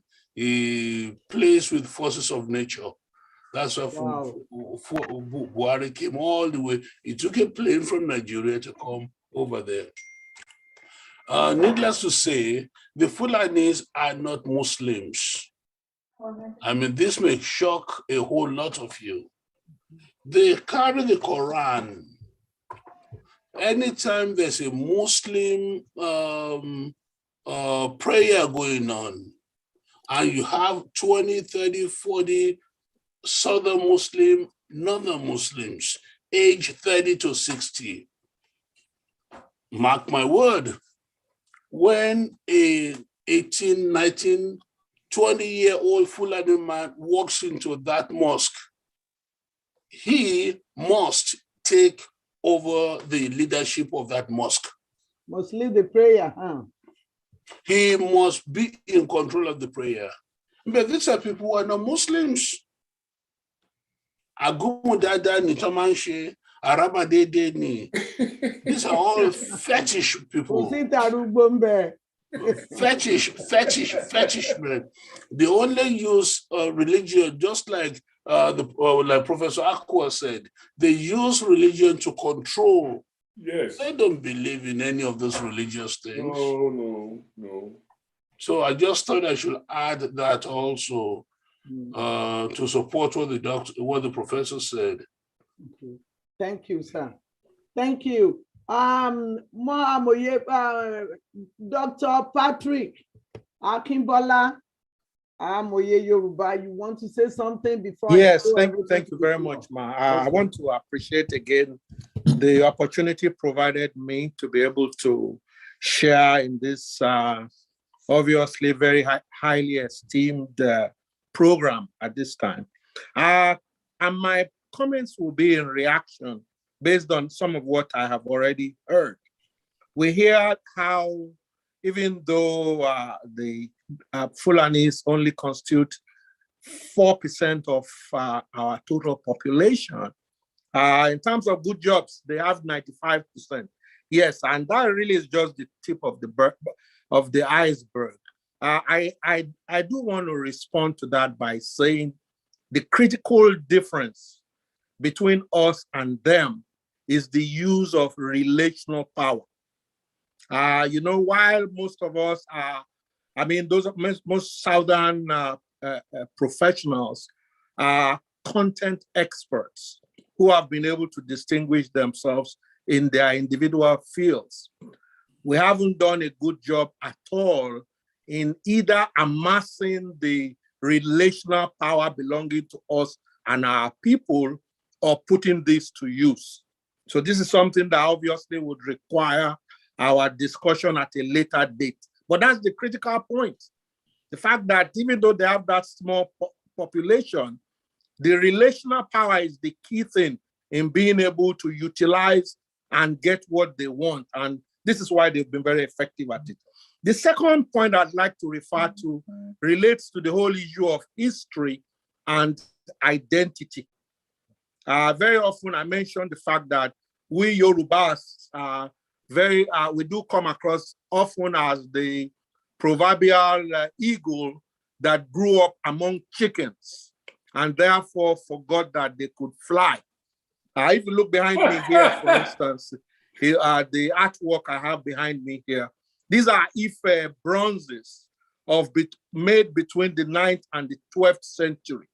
Yoruba artworks are the most naturalistic in Africa.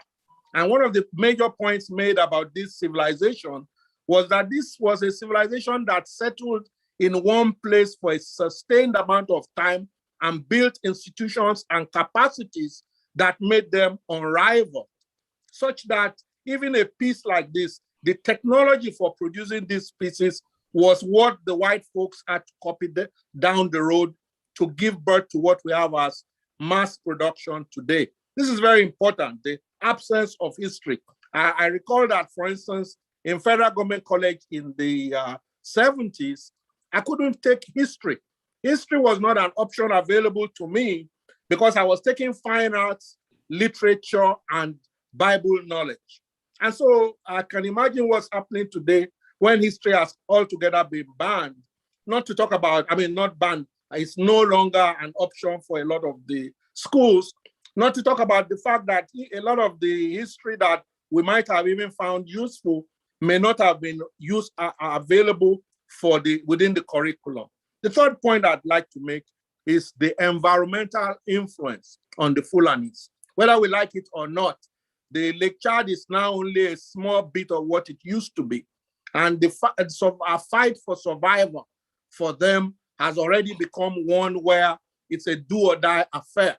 So irrespective of what their initial cultural orientation or disposition was, it becomes the reality facing us in Yoruba land today is that we are now faced with scavengers and people whose value system has already been, is now making way for the very violent environment that we see. And to that extent, I would prefer that instead of us paying too much attention to what their original cultural orientation was, we recognize that we are living in a very vicious world today where terrorism itself is converging on our land, and whatever it's going to take for us to be able to address this is what we do need to focus on.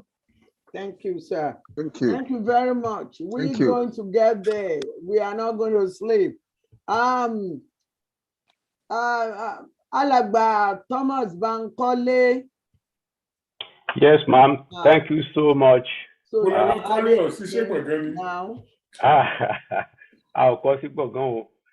Thank you, everybody who has spoken. There's a lot of knowledge in this on this platform today, and I appreciate the likes of. Hold on.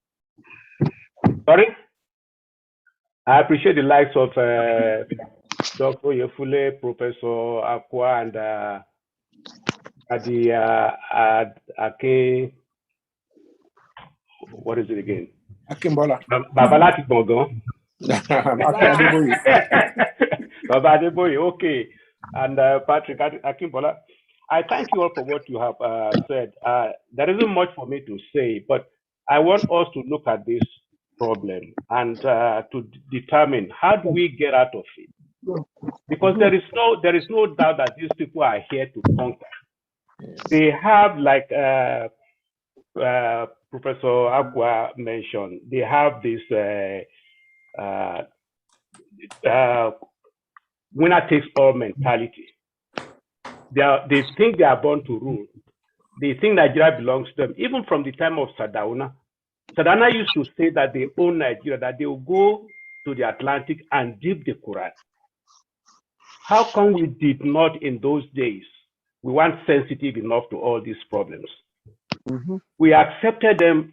We let them settle in our villages. They are in our forests. They are all over the place. It is now that we are saying, oh, this is why a menace to us. And even as we say, some people don't even believe. They still don't believe that these people are a menace to us. They don't believe that they are a threat to the Yoruba land. So how do we get out of it? These people believe that they own Nigeria. They will come to the south, take the resources, take it to the north, and build the north. They want to do everything. They want their development in the north at the expense of we southerners. How do we get out of it? Somebody mentioned the federal appointments. I mean, look at, we have the Ports Authority in Lagos. We have all the resources coming out of that. We have the custom and excise, everything. They are all Fulani people. Look at the NNPC. There are about 6 parastatals under NNPC. They are all headed by Fulanis. All of them. I mean, does it mean they have more petroleum engineering degrees than Southerners? No. It's just because what Dr. said, this relational thing that they used. You know me, I know you. As long as you are Fulani, it doesn't matter if you have 6. You are okay for the job. If you don't know the job, will get you some PhD from Ibadan or from Calabar to help you. Yeah, I mean, that's their attitude. We need to stop this. We need to. I mean, look at it. Right now, they are in Niger State. And we know they are on the River Niger.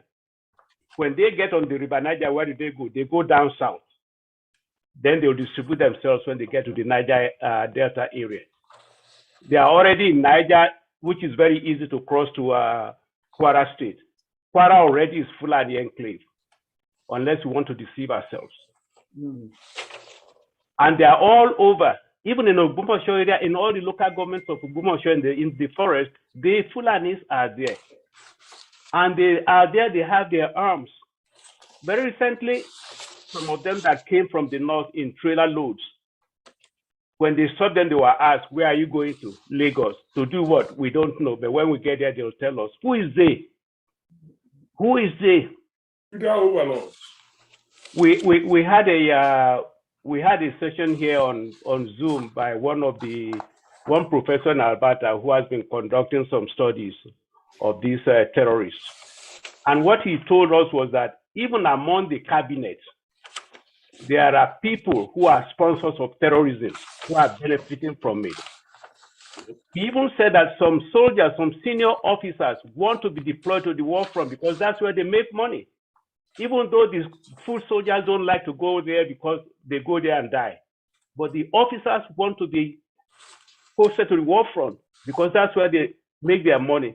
So you can see the transactional problems we have with this terrorism thing in Nigeria. There are more people making money out of it than we know of. Some are in government, some are contractors. Even women in the villages supply prostitutes to the terrorists. We've heard of it. So this is a very complex issue. Yoruba have to find a way of getting out of it. We have to stop them before they become what they don't want, what we don't want them to be. We need to find a way to stop them. Thank you, ma'am. Thank you very much, sir. Thank you. For people who are just coming in, this is Yoruba Gbode Media again. We are talking about the Fulani and their brain, the way they work, that has affected the administration, that has affected the ruling in Nigeria. Now, my question, before I call other people, my question to the panelists from the Amoye team and to our guest is this. Some of our politicians deal with them. They work with them, even at the expense of their own people. So do they know them? Are they doing this on purpose? Or we need to dissect their own brains too, to know what is going on?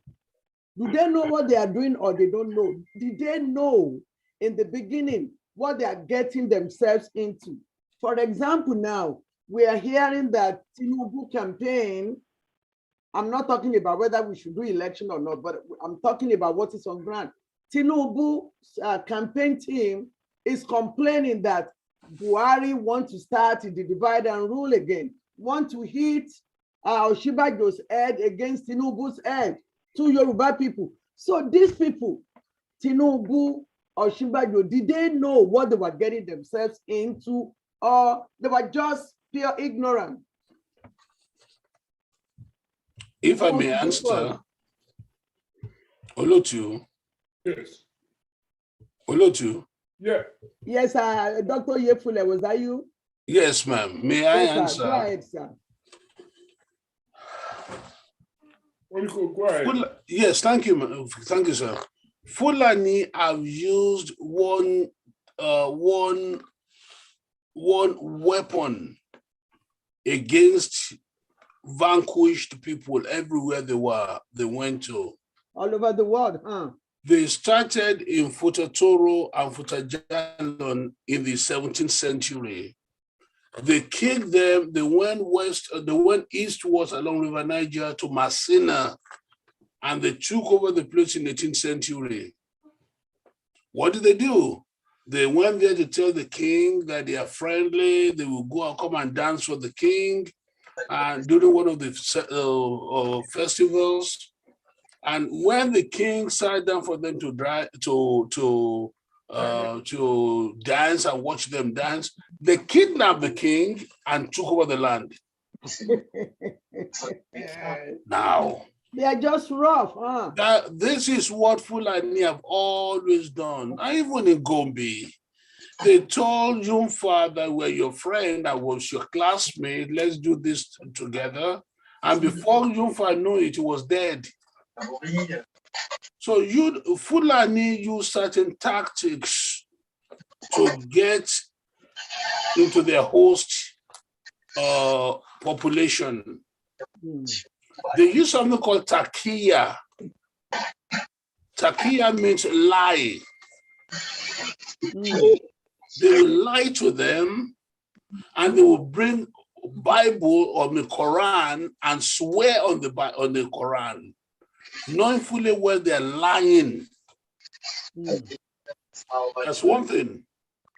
The second thing is, remember I said they're very fetish people.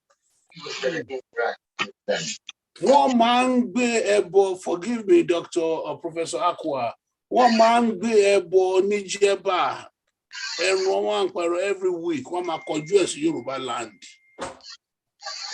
to weaken us.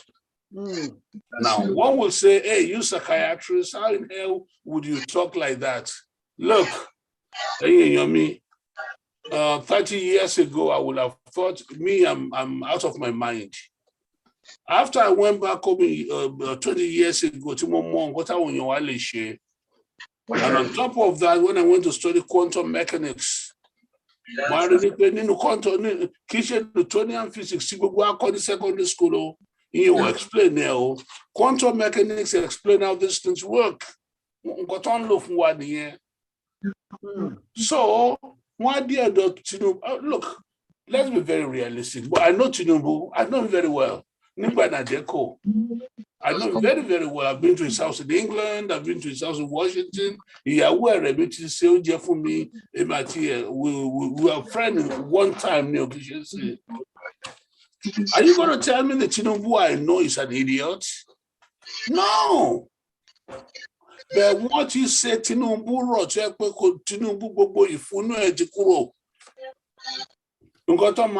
that's exactly what they're going to do to the vice president.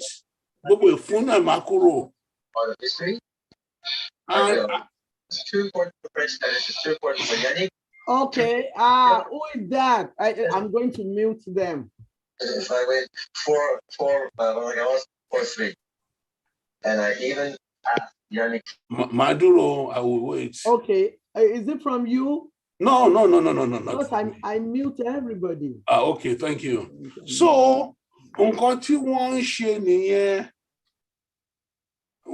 one lo takia, which is lie, one lo riba, one bribe, one day become, one your combe, one full to pour. With the understanding that so they bamboozle people so much to that's what Fulani has always done. All the way down. Ebo. Doctor, I must say Bonisi. Dr. Aqua, my respect to you. Sorry. That's what they do. They use so many different means that we scientists will not want to talk about in the scientific circle, except when you go to a committee where things like quantum mechanics and subatomic particles have been discussed, then everybody will know what we're talking about. But ordinarily, nobody will want to talk about that so that they wouldn't laugh at them. But Fulani are experts at these things. They are experts. They use all these means to get our leaders so that they can control them. Ojula Soko, it's not by because Buhari is a handsome man that Tinubu came up with. It was a 2 billion or 20 billion for the election in 2015. Ojula Soko, that's what happens. So we must be aware of that, and we do know from Odua Foundation of all, we know what these people are doing. We learned about it. Those who told us about what all these nefarious activities of the Fulanis. Ojula Sonko. Thank you, sir. I'm going to call Otumba Ashim. Otumba Ashim, please, if you go directly to the question, I'll be happy because we have many people wanting to have a question. And I'm sorry, Dr. Ofion, after his question, I just saw your hand up. Okay. Madam Shola. From all look of things, I haven't listened to all the professors, highly erudite and well informed, specialists in their area of occupation and whatever it is. I'm slightly worried. I'm also a student of political science and law. Looks like all these professors, they all agree that the Fulanis are much cleverer and smarter than the Yorubas.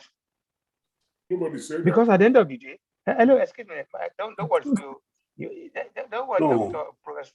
Nobody Professor, said oh yes, let me. That's fine, but let me finish. Because from all look of things, the last submission that Bola made will have been Sejino Tabi will have been subdued. The point of it is so it can be easily bribed and all that kind of thing. All together is still for me giving the Fulanis upper hand on N and everything Yoruba stands for, because if they have been defeating us in everything we do, take the last 61 years in Nigeria, they have been able to, every time they've been able to manipulate us, to use us. They used Obasanjo 8 years of his presidency to do their biddings. Subsequent presidents also have never been better. You're fading out, sir.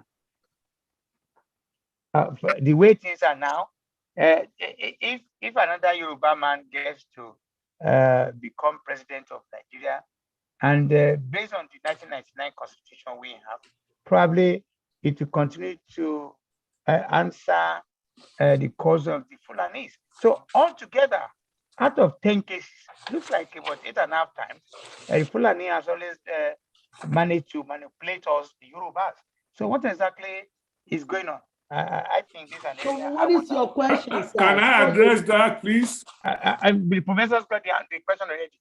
Yeah. Sisi Jola, let them address it. Do you understand what I'm saying? Okay. Can I address that? Something. Yes, please. Olotu. Yes, sir. May I address that? Yes, sir. Thank you very much. I didn't really want to be a nuisance. One, I belong to a discipline that has a lot of myth around it. So the assumption is that only a special breed of people can do mathematics. That is a lie. What has happened is only a handful of people have had the opportunity, mathematics. Opportunity, maybe that includes the leisure. Most of us will never have the opportunity because we are busy catching as we can. Not because we are not intelligent, not because we are not brilliant, My mother didn't spend a day in school until she died. She believed she was wiser than I was. I'm probably right. So the Fulani aren't smarter than we are. What they have is thousands of years of being in the front, fighting one war or another, starting from the Middle East, as I said, from Antioch of Syria to Pisidia to Sarajevo to Spain to North Africa and what have you. They have a culture that developed belligerence, heartlessness, and all of that stuff. And I'm not talking of all of them. I have to be very careful.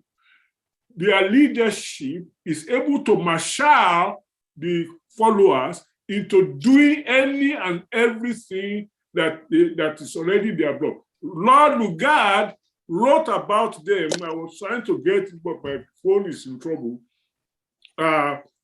Characterize them completely. Please Google Lord Lugar and Fulani and see what he says about them. So what I'm saying is that we must never allow ourselves to develop a complex, an inferiority complex for that matter, that says that these people must be smarter than we are X, Y, and Z. No, they are not. What they are is that they have been part of a continuum of power exchange that goes all the way from Europe, that dates more than 1,000 years, that come to our land and was partly responsible for the slave trade, not partly, wholly responsible for the Arab slave trade, partly responsible for the American slave trade. And those people who are used in achieving all of this, it was a Fulani that caught Ajayi Crowther.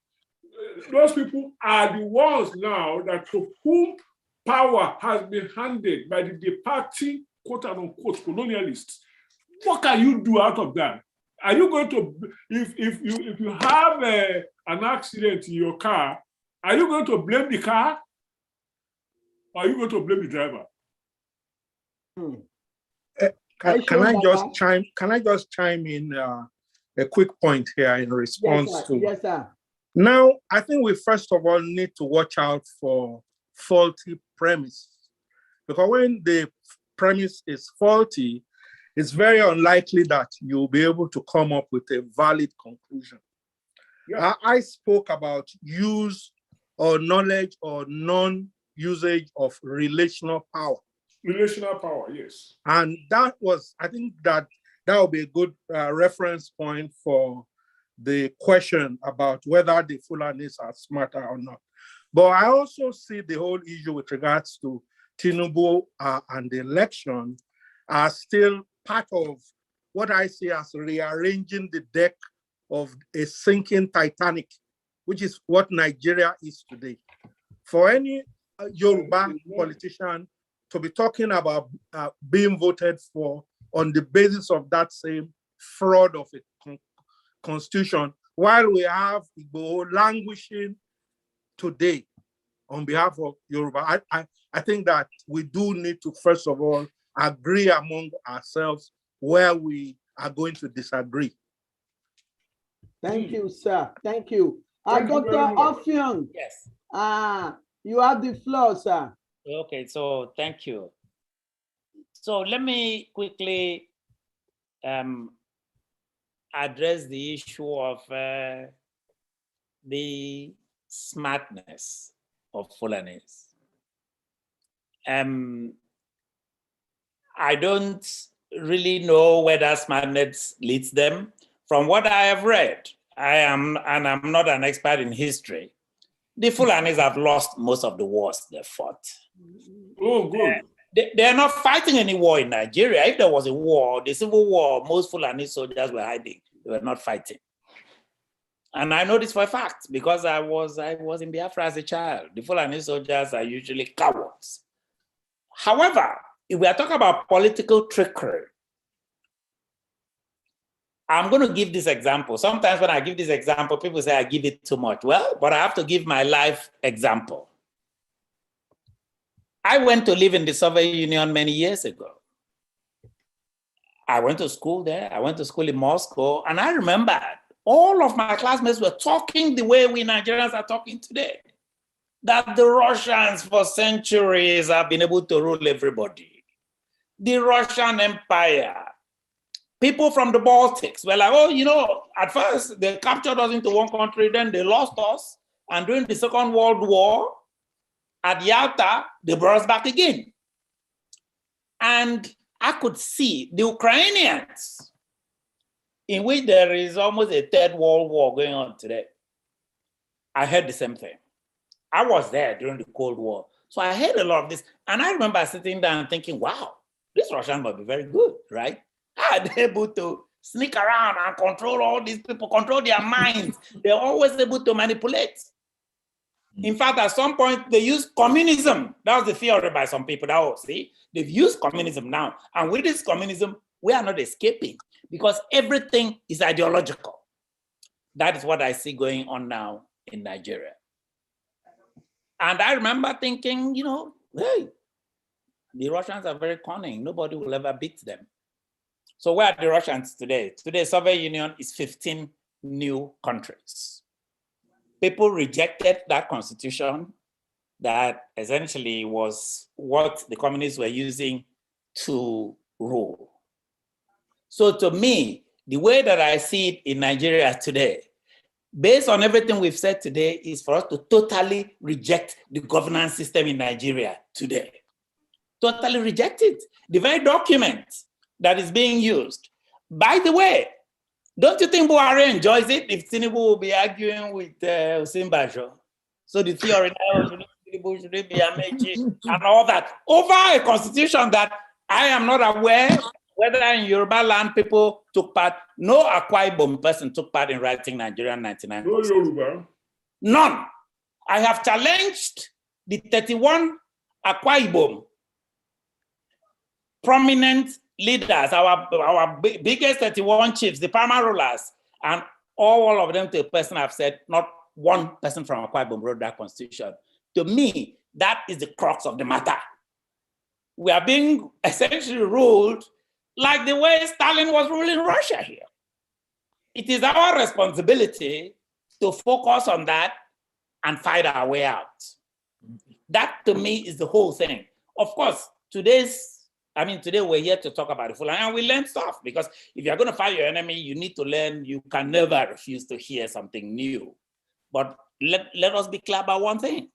We do have people who have already, people like me, people like in my organization, some of whom are here who, for us, Nigeria is really a waste of time. I mean, we can talk, don't get me wrong. Nigeria can only go down. Can only go down. I agree, because I have people. I have a professor. We have more Nigerian children than you can ever imagine. So don't get me wrong. All those people, their children are all coming to New York. But that's not the point. But Nigeria as an entity, our own relatives who live inside Nigeria today, their life is going down.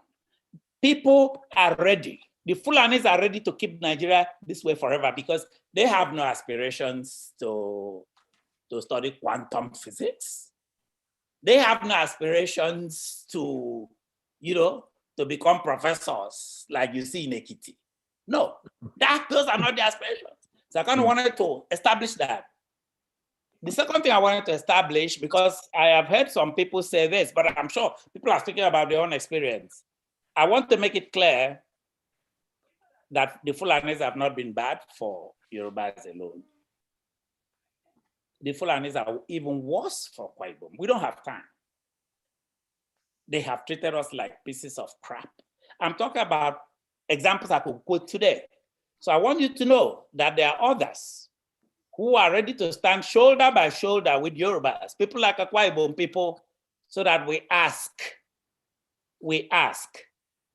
for that country to be, because I don't see the basis for discussion about Nigeria today. Because there'll be a basis where I say, well, who knows, maybe we could, have 30% of the states change the constitution. All that. Look at even the constitution thing. Have you also noticed that when it is time, all of them pull back? They push Ovioma Agege, the deputy senate president.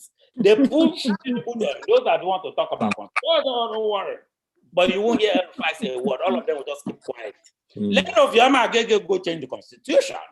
the Deputy Senate President, and Urobo. So yeah, it's going to travel the whole country. They came to Uyo, and our people in Uyo, our own chiefs, Professor, you seem to have a lot to, I'm almost quoting what they said, you seem to have a lot to say. Can you join this delegation of Akwa Ibom people? Because they're coming to Uyo to hear about the constitution. I told them, some of you, like Dr. Yefule today, has asked excuse for speaking Yoruba. There's some very bad things in the Ibibio language going on in my head right now. I think there were Ibibio people here, but we are not many enough for me to explain to. Okay, thank you, So sir. for me, Thank you. We are here. Speak. I said, Dang, dang, dang. oh, yeah, thank grace. Okay, good. Okay, so I have some people here. Maybe I should, like Dr. Yefole from time to time, rally the troops. yeah, so you basically have, and I'm like, you are wasting your time. And I was taken as somebody who is, according to them, sitting in New York. You are wasting your time. That's what I was told. Don't worry about it. We have our way of doing things. Today, the same people are calling me and like, oh, Professor, I think you are right. Because what do you think happened? Ovia was just doing the Fulani job. You did not see the Senate president. Think about this. The Senate president is not the one asking for. Lawan is on the side. Let Ovia go. This is what they do to us. So for me, and today, at the end, Omar Agege was like, oh, nothing will happen to the constitution. The constitution will never be changed. They control the rules of the game. And to me, if we don't insist, according to Malcolm X, by any means necessary, that those rules be changed, we will be whistling past the graveyard. Thank you, sir. Thank you, sir. I'm going to call Professor Mayowa Ogedengbe. I saw your hand up and down again. Baba Ogedengbe. Baba Ogedengbe. Baba Ogedengbe kékeré wà ńbẹ̀ o. Baba kékeré kọ́lá fún baba àgbàlagbà. Baba Mayowa Ogedengbe.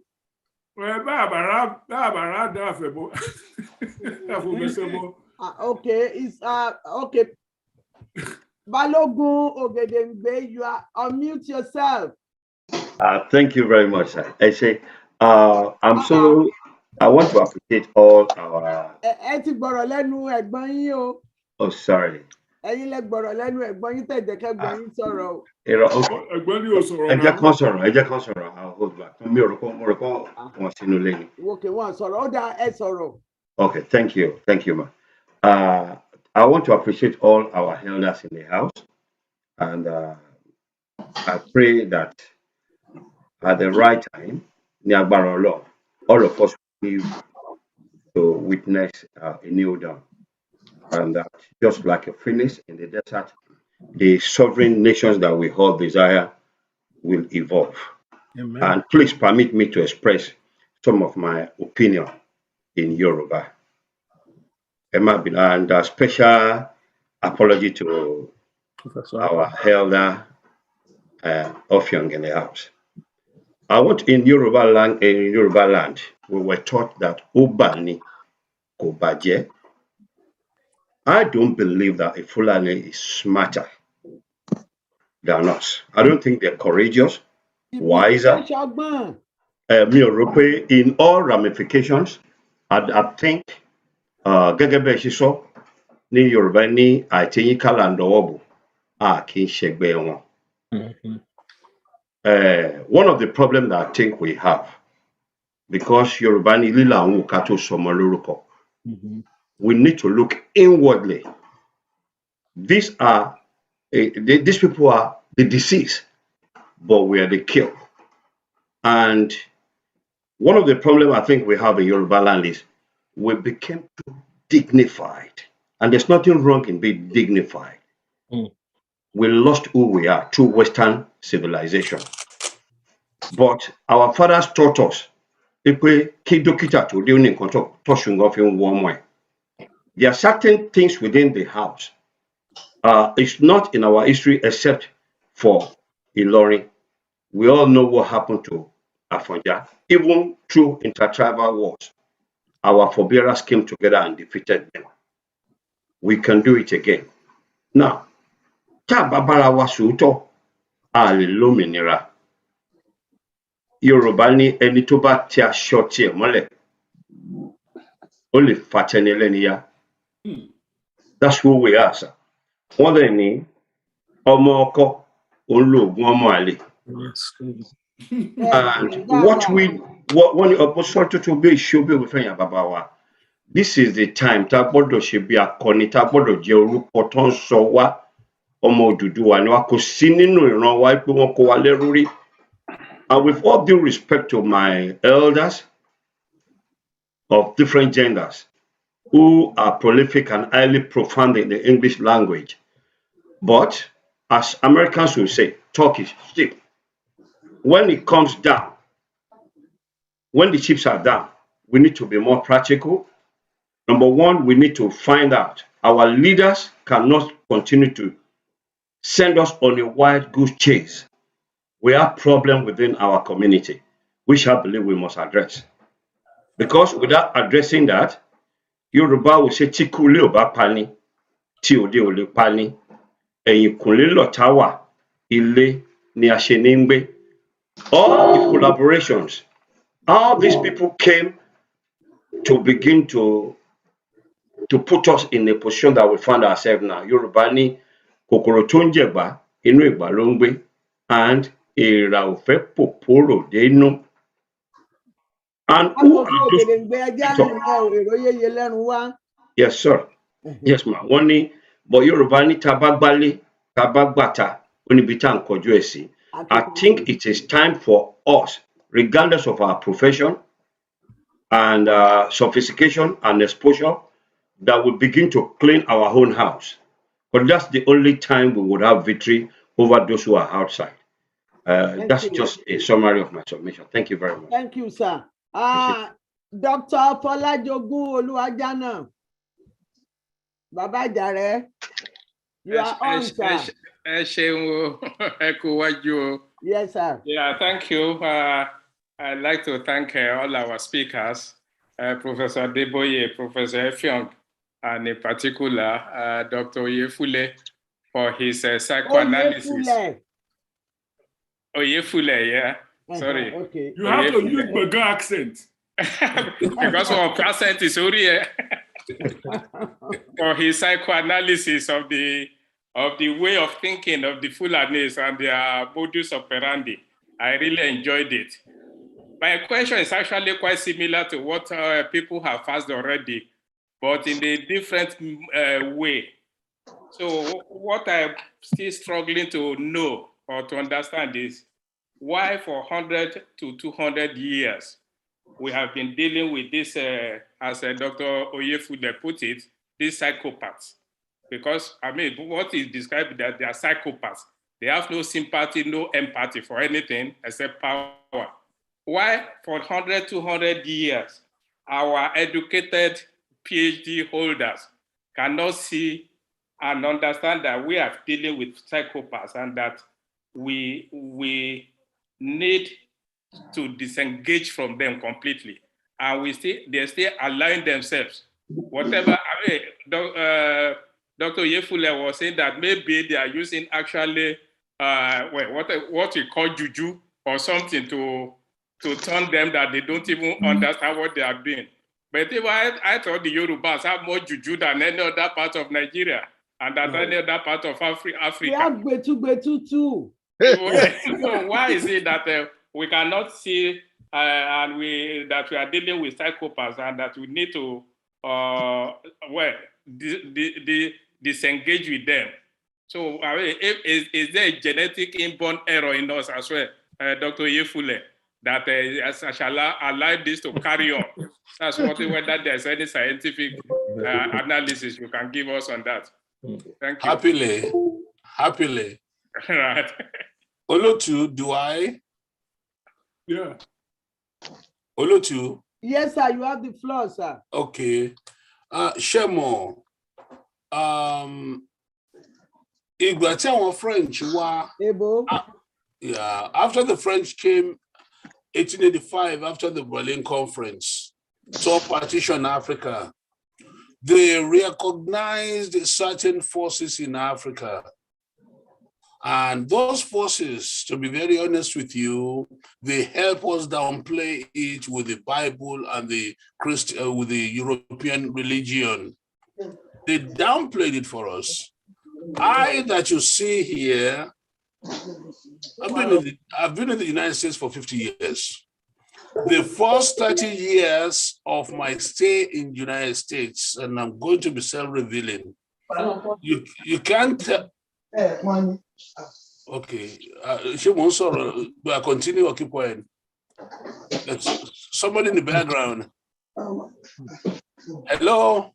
Go ahead. I want but there will be tea, so learn when you want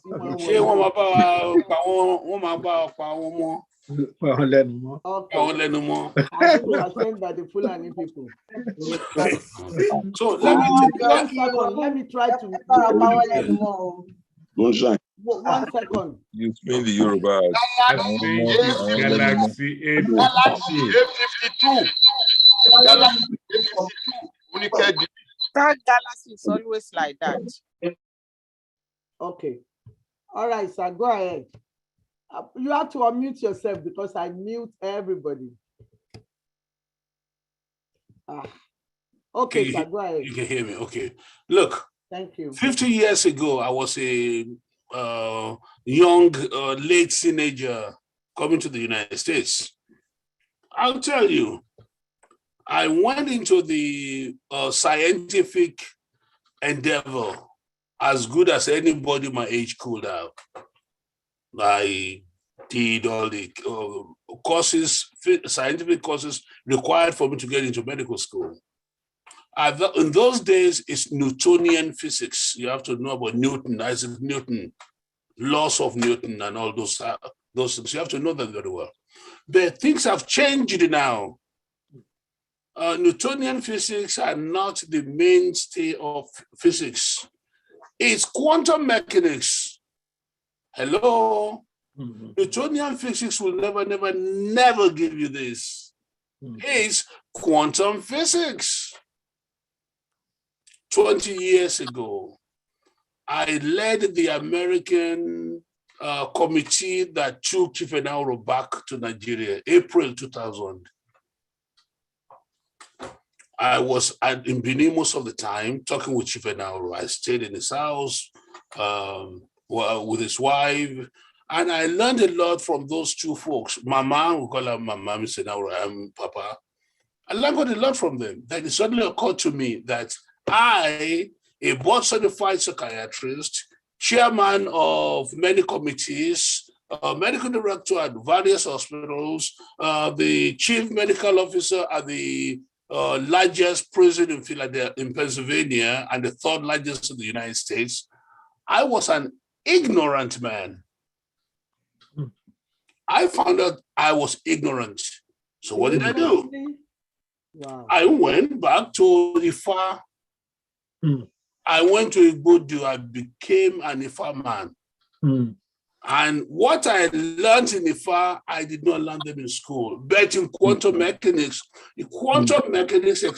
made it easy for me. My little understanding of quantum mechanics allowed me to be able to understand Ifa.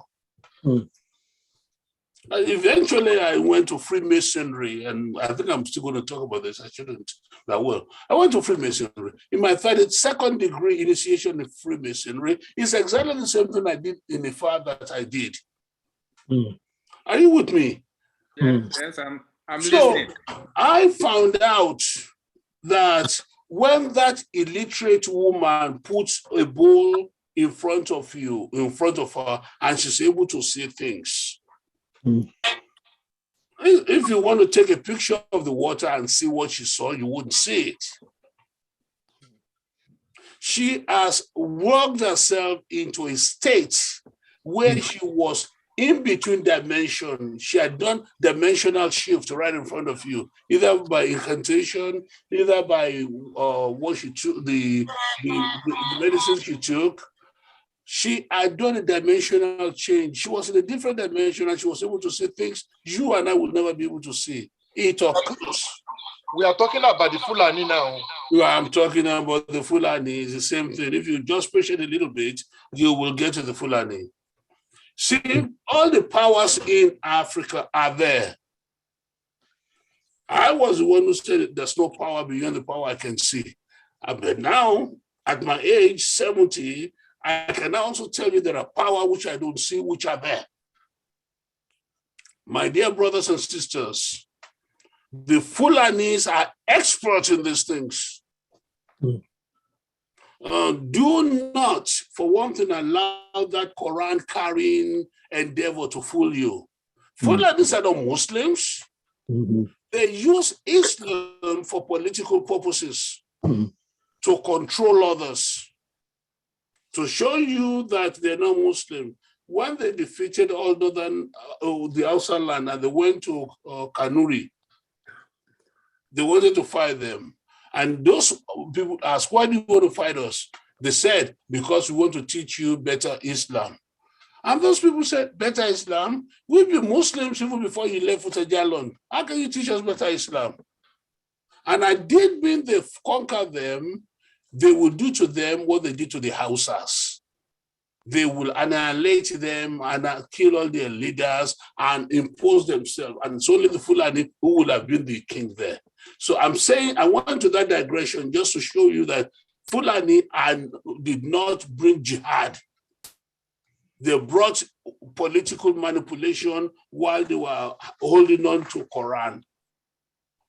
So they, Fulani, have a lot of old secrets of Africa in their pockets. They have quite a whole lot. Those who think they don't, and who still look at it from the Newtonian scientific point of view, are going to miss the road. Look, Ojula Soko, it's not by happenstance that people who are intellectually inferior to us are ruling us. So what do we do? Shake our nose, Bebo. Thank you. Thank you, Olotu. So should we go back to Ilefe and start reviving? Beyond that, it's beyond that now. Whenever we have that courage, first of all, when we develop the courage not to use the fake 1999 constitution, that will be the beginning. Right. And how do we decide not to use it? By not voting. Now, second, the controller of custom is Fulani. What's stopping I'm not advocating violence by any means. What's stopping from the customs worker there to start disobeying him and say, who in the hell are you? We're not going to obey you. And if this occurs throughout Nigeria, civil disobedience, Martin Luther King did that in the United States. Mandela did that in South Africa, or ANC did that in South Africa. Civil disobedience. How can 4% of the population now come in and say, all the 96%, you must follow me? Forgive me, Professor Aqua, I'm going to speak Yoruba. If you say, could it dafwe? I think you're better for you. Yes. Aqua knows that one. Yes. Konida means it will shall never. It's not go better for you. It's not go better for the Fulani. I don't go follow your order. I will not follow your order. It's not go better for you. If people start doing that at the grassroots level, things will start changing. Let me take more questions, sir. Thank you, Dr. Yefulewe. Thank you so much. I think I will take that with my other group. Thank you. Okay, let me Thank you, take Mr. more questions. Alagba Sambayo, please ask your question, sir. Thank you so much. I won't be long because we have more than 10 people. And my own is it not individualism versus collectivism, whereby in the South, we kind of specialize on individualism. I, me, and myself kind of a thing. Why the Fulani are experts in looking after their community, collectivism, and they plan for, I don't know, hundreds or even over than that. And as a result of that, everybody, every Fulani is just a member of a community. And that community has a plan that must be followed. And that is what is taking them through from over 100 years. Shall we not look into how we can look into our individualism and inculcate some collectivism, whereby we have planned beyond our lifetime, so that it could be a continuous thing for over and over? Because yes, we're educated, but they're still ruling over us because of this kind of a thing. So the marriage is over. Is it not time to look into how we can solidify ourselves? Dr. Oyefule, I'm just thinking, with the quantum knowledge, during the election periods, I mean, the internet is a very, very strong tool. I'm not saying directly to you, sir, so that I'm not, is there a way that things could be done to our side? You know, I'm trying to, things could be done, or to our side to stop all this shenanigan of election and all kind of things. So those are the few questions I'd like to ask. Thank you. Okay. Dr. Oyefule, do you want to take that, or you want somebody else to take it? Yes, let somebody else take it, please. Okay, Dr. Alfion, yes, go ahead, sir. So first of all, I really applaud Dr. Oyefule. People do not know that things happen when you ask for it. People thought we have to ask for the civil disobedience. We have to have. I told our women in New York, I want you to go to Victor Ota International Airport and block any Fulani from coming to Akwa Ibom. I made that statement knowing very well that those women are probably not ready yet. But based on that, they were talking about it on your radio with me. How could we do that? How about people traveling? But that is very, very important that we start to do that. At least start asking. You have to start somewhere. Start asking for the civil disobedience. You may be surprised people who have more creative ideas, even more than you. So for me, this issue of trying to disrupt the system peacefully, using well-known peaceful tactics from Gandhi all the way to the Martin Luther Kings of this world, all the way to the Indian guru who just died a few days ago. Yes, we need to talk about it. We need to start. I mean, we cannot begin by always talking about what we cannot do. If nobody can stop election, well, you're going to sit there for the next 50 years. So yes, let us talk about it. I just heard, where is I'm trying to see where he is. Bankole. Is it Bankole? No, it's not Bankole. It's Oluwajana. Oluwajana, Dr. Oluwajana. Yes, who said he would take it to his group. That's what we want to hear. Let people talk about these things. As I said, you'll be surprised that there are people even smarter than us who can say, no, these other things we could do. So for me, that is good. Let's start talking about it. Let's start thinking in that direction. I mean, there have been people, for example, who have said, why don't you ask all the Akwa Ibom ministers to come home? Why don't you ask all the Yoruba ministers to start serving? Why do you start? I can tell you on a personal level, I have people that I know that are serving in government, and I've said to them, I don't respect you anymore. You know, you know, what do you want? You have a house in London. What more do you want? At some point in your life, you have to, I'm not making myself too big, but you have to be like me and say, enough, how about that? My own classmates, people who have done very well in Nigeria, we need to start. As I said, you never know, but if there's that thinking by us that somehow we have to disrupt this madness, that to me is a start. Could I just quickly chime in with trying to respond to Sam Oyabayo more directly go ahead. from my own very limited analysis of it. I think in terms of individualism and collectivism or communalism and our people and their emancipation, I think I wouldn't utilize a paradigm like that in trying to establish the type of relationships we're talking about.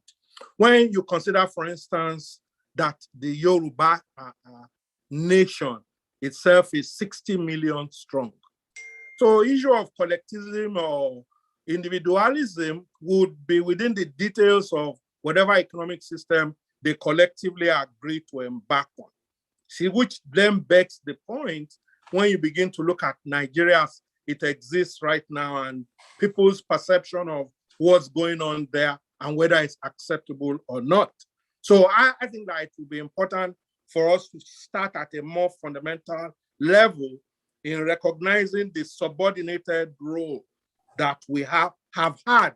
As a matter of fact, I noticed that a lot of Yoruba professionals, intellectuals, really do not truly appreciate that subordinated role. See, and I can debate that someday with some, but just kind of thinking back and trying to appreciate how long ago we have had to bear that subordinated role that I am aware of.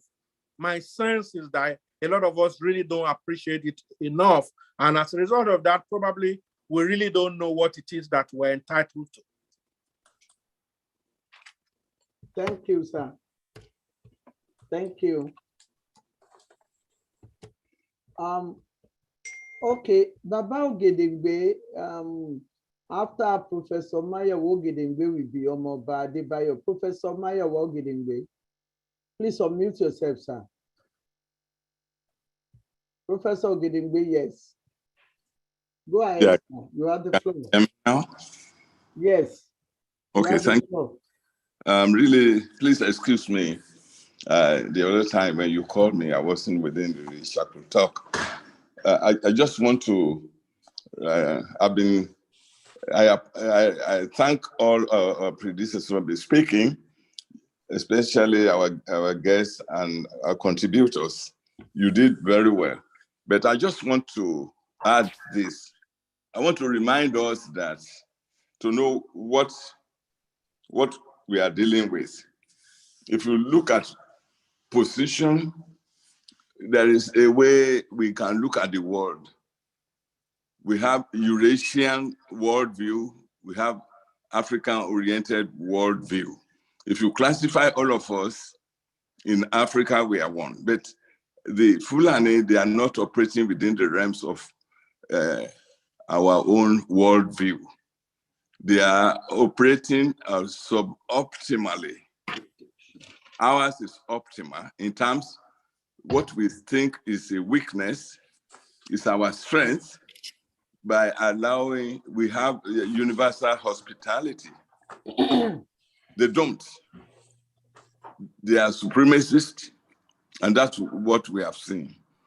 And another thing is the numbing our experience by one way or the other. Colonialism and everything has numbed us our self-knowledge. You see, you are a function of you and your extended self, which includes you, your family. They call that bias nexus. If anything happens between you and your child, you quench the fire first before you do elsewhere.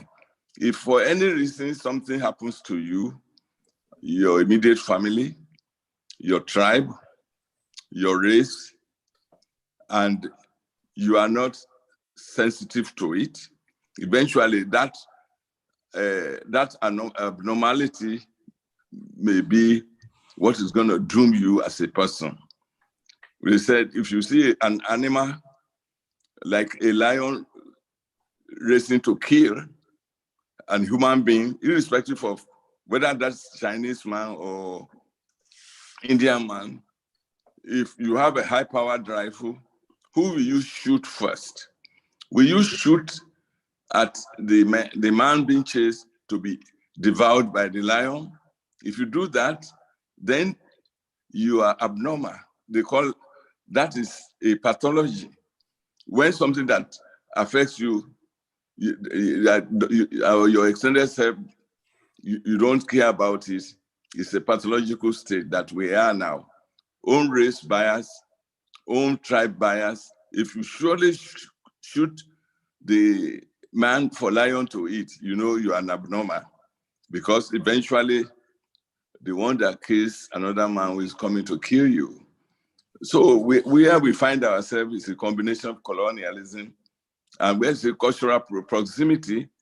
The Europeans and the Asians, especially those operating on what Sheikh Anta Diop calls Northern Cradle, the sensitivity is quite different. They don't see us as equal, like you Fulani are operating. They use any ploy to reach there. When we say somebody is pursuing individualism, we are spiritually based people in terms of functioning, that anything within our extended environment is an extension of ourselves. We call it the spirit of substantiation, transubstantiation. But what we are doing, individualism, when your material possession becomes what evaluates you, your value, it means your denominator. It means you are abnormal. That's what is killing us. We have what they call cosmological shift. We are materially based and we are functioning at an abnormal pathological state.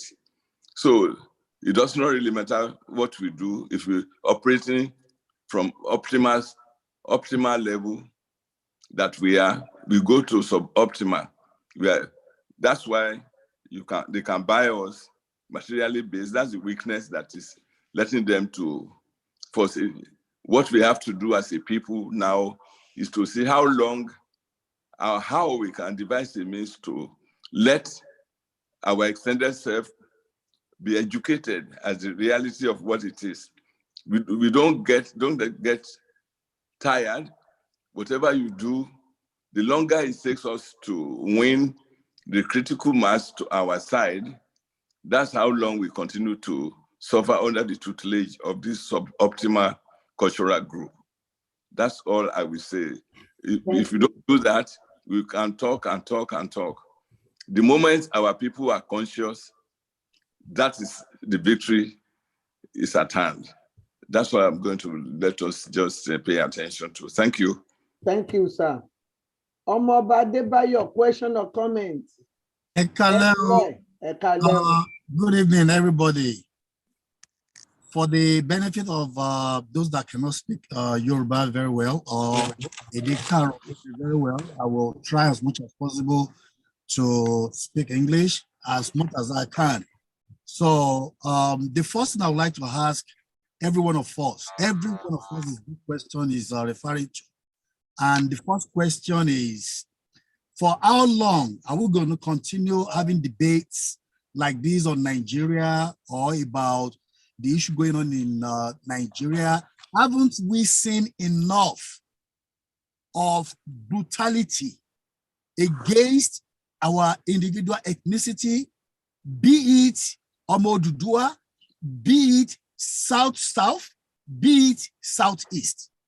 Couple of months ago, we saw a lot of Fulani people being distributed with trailers into our communities. And this is not even enough for us to learn and to understand that all these Fulani are being injected into all the military bases that are in Southwest, in Southeast, and South-South. And they will put uniform on them. And what they are waiting on is an order. And everything is being planned strategically. Towards the election, these people are going to strike. take it or you leave it. I study everything that's going on over there, even though I'm here in the United States, and we can easily see that these people are already in all our communities. They have already taken over.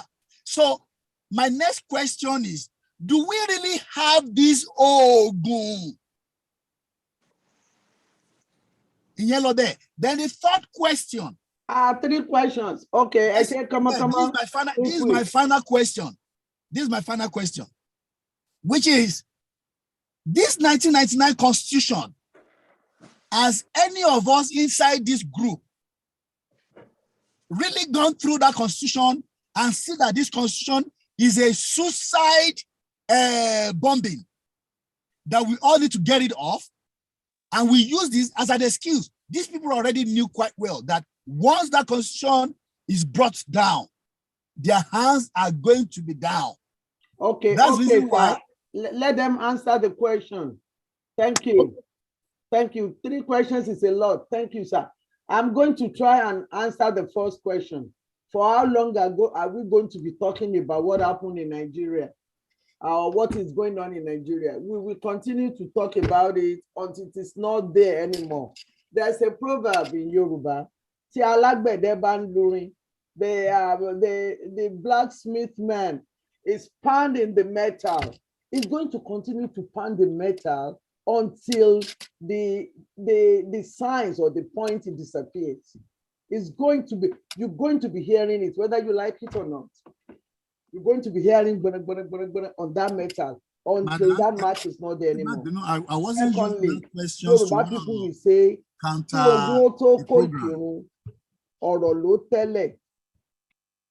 so that is before anything at all, it is talk. There must be talk. Whether we're going to do it right, we have to talk. Whether we are doing it wrong, we have to talk. Because there is power in talking. Thank you. Who wants to pick up the next question? I will. Baba Adeboye, yes, sir. Okay. I want to talk to it too. Well, ladies first. No, go ahead. Go ahead. Baba Adeboye, look, okay. Number one, I'm very, very happy today, extremely so. I've learned a lot and I'm ready to learn more. Number two, I was affected by the statement made by Dr. Akibola that we must focus on relational power.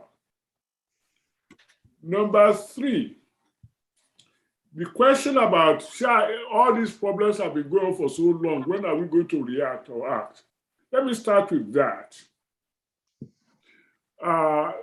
People have been acting, they've been collecting themselves together. I didn't say the actions have been enough.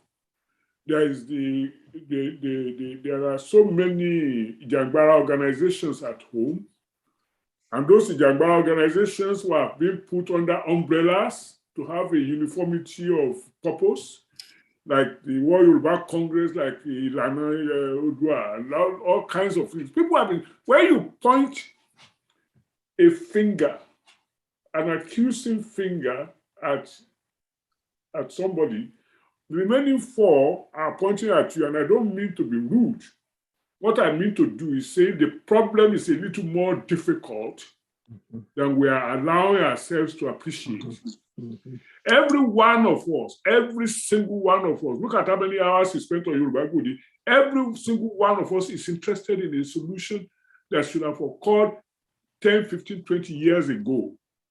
It requires a little bit of patience, a little bit of long suffering to even come here and discuss this. For me to be in America for more than 50 years and not be able to go home to do things that I want to do there is pain. So now coming to this question, we cannot, where I disagree with some of the presenters is that they want to choose one part of the solution over another part. No, we must choose all parts of the solution. We have a people at home, with all due respect, who are ignorant of how we got to where we are. And even today, even in Yoruba country today, you might still have a little tiff between Christianity and Islam. Absolute nonsense. None of them is serving us. But you have people today who are spending 25 hours a day in church, hungry as wolves, waiting for God to deliver. That's ignorance. We have not found a way to educate them out of that. We confuse schooling with education. Our people, when we brag about what we have achieved, yes, we are school, we are graduates, PhD, PWD, DDT, OOM. But most of the time we are undereducated because we are not looking at those relations besides relations of partial differential equations and hyperbolic geometry and what have you, that we study, that we master as well as anybody else. But we are not studying, we are not imbibing the knowledge of ourselves culturally and the knowledge of other people culturally and imperially. So we are not balancing those inequalities to see where we are, how to get out of it. So we are schooled. We are not educated. Let's be honest about it. The Fulani, the difference between Fulani and us is that even if they are not schooled, although some schooling brought them, they are educated about where they want to be in power relations in Africa. Every single one of them is educated in where they want to be in power relations in Africa, and they will work for it because they've been educated to it. We are undereducated, we are schooled. Now, the other question is what to do from now. I don't think anybody raised that, but I'm going to raise it and answer it. Ẹ jẹ́ ká bẹ̀rẹ̀ sí kọ́ àwọn èèyàn wa the history, the politics, the this, the that. We may not be able to achieve everything we want in a year, but we can achieve a lot more in a year than many of us are thinking about. The gentleman who proposed, civil disobedience, Dr. Oyefule, backed up by Dr. Akwa, they are bringing new ideas into the discussion. There's nothing wrong with that. But if you start doing that, you get attention. In fact, not only do you get attention, you also inadvertently give public education because the press will carry the activities of people who are doing civil disobedience and the reason why they are doing it. Then more people will be educated. It's not an easy job. I think we can speak English till kingdom come or speak Yoruba till kingdom come. The reality of the situation is that we have to change perspective. Yoruba people are famous for their communalism, so there should be no difficulty in learning how power relations work. However, the one who has the handle of the knife controls his use. So the way that we are being controlled now is economic. We have to find an educated way of marginalizing the economic control and accentuating the cultural and spiritual togetherness. We have to find a way to do that. We have to be less ostentatious about what we want to achieve.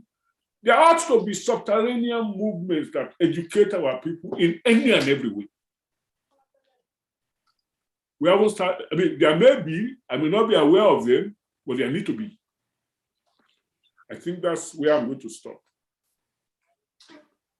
Thank you, sir. Thank you, Baba Deboye. Thank you so much.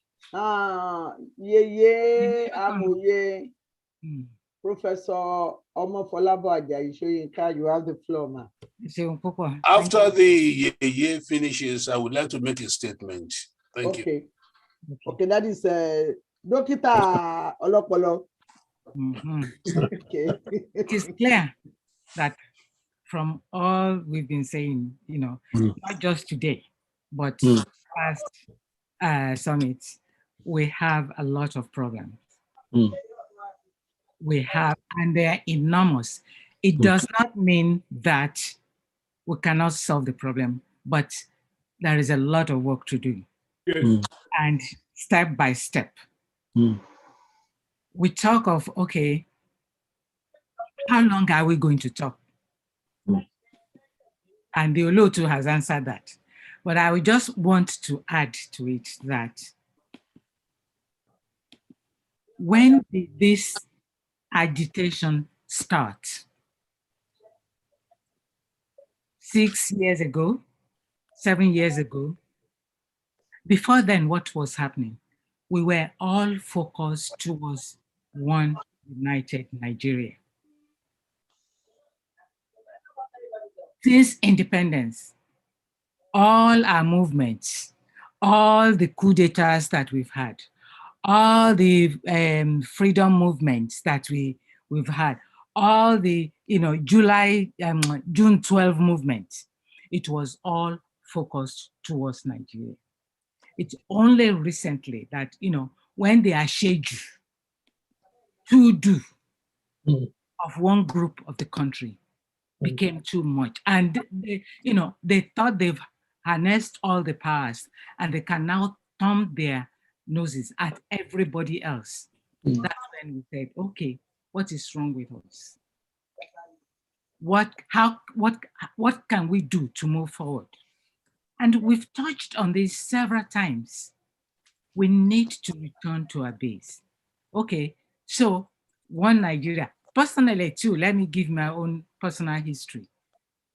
It took the murderous, these cattle, down people, killing people, and also the president of the country not able to open his mouth and condemn and even show concern. That's when I said, look, what is happening? Are we in one Nigeria or not? Because before then, all my struggles in Nigeria, my political movements, everything, my activism in Nigeria was towards one Nigeria. So it took me a while to really turn myself around, say, okay, let us, this identity, let's go back inwards. Let's go back to our base and see what can we retrieve. And we need to retrieve. Somebody asked the question, our problem is individualism among Yoruba people, and I think in the southern area, whereas the Fulanis have this collective something. I beg to disagree a little bit with that, but I think it's the other way around.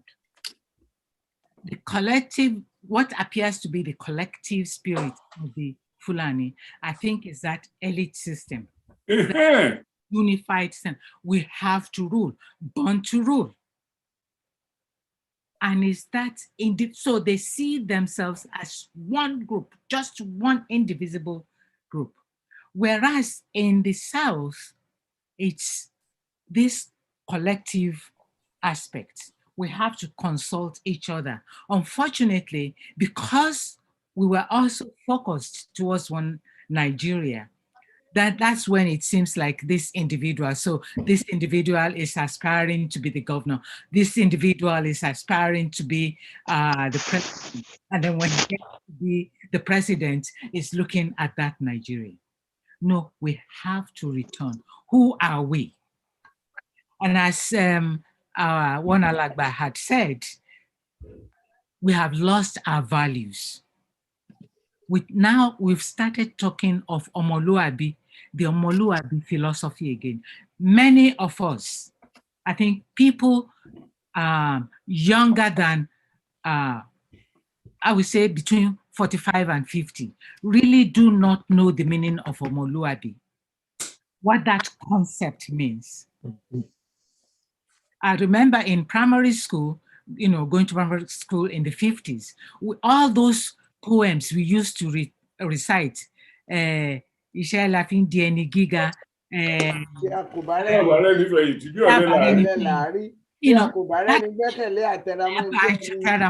so that's, standing on each other's shoulders to move forward. It is there. That's what we have to go back. You know, I think it is Professor F. Young who referred to the Russian ideology, communism. We have that. We used to have it. We used to follow it. That's Omoluabi. That's Isheya. Let us start the work. What else do I have to say? Yes, we need to return to base. We need to start teaching our children, our nephews, our nieces, our younger people, that knowledge, that education. We may have book knowledge. We are lacking in cultural, social, civic education. We need that. Yes. So we will continue talking till we act and till our action yield.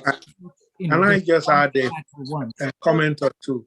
Until there is nothing more to talk about.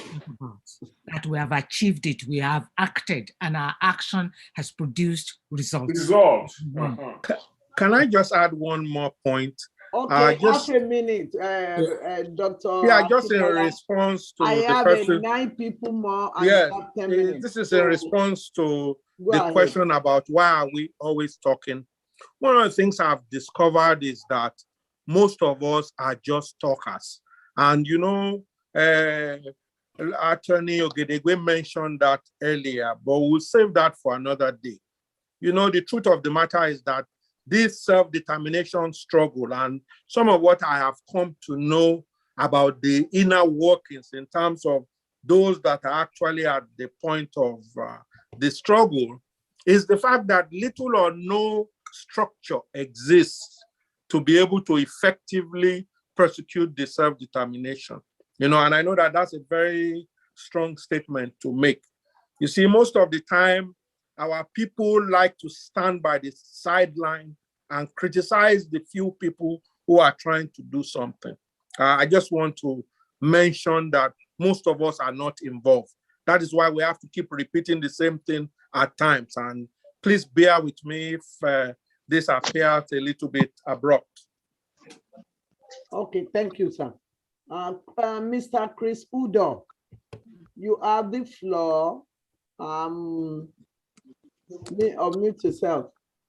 Yeah, thank you very much. I'm grateful to the team of professionals. Olotu, you forgot to let me talk after the. Yes. Oh, who was that? Dr. Lopolo. Yes. I wait to continue. Yes. Okay, Dr. Yefule, is that you? Okay, Yes. I just want to make it. Hold on 1 second, sir. Let Dr. Oyefule say something, then just 1 minute. Yes. Hold on, please don't go, Mr. Chris Udo. Yes. Actually, it's going to be less than 1 minute. Okay. The gentleman who spoke before was Mr. Bankole.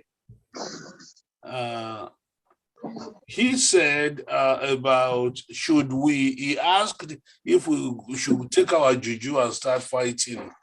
And I don't think so. The days of jujus might have gone. We may have faith in who we are. That in itself is juju enough. And we may use new modern modality to get ourselves free. They just say fasting for 2 days and asking the Lady Mary to step down and kick Fulani out. Ain't going to happen. Thank you. Thank you. Okay, now, Mr. Fudo, you have the floor, sir. Yeah, thank you very much. And I'm grateful to the discussants. Yeah, let's make it brief. We have more than the professionals. Our time is... Yes, quite quickly, let me go straight to the point.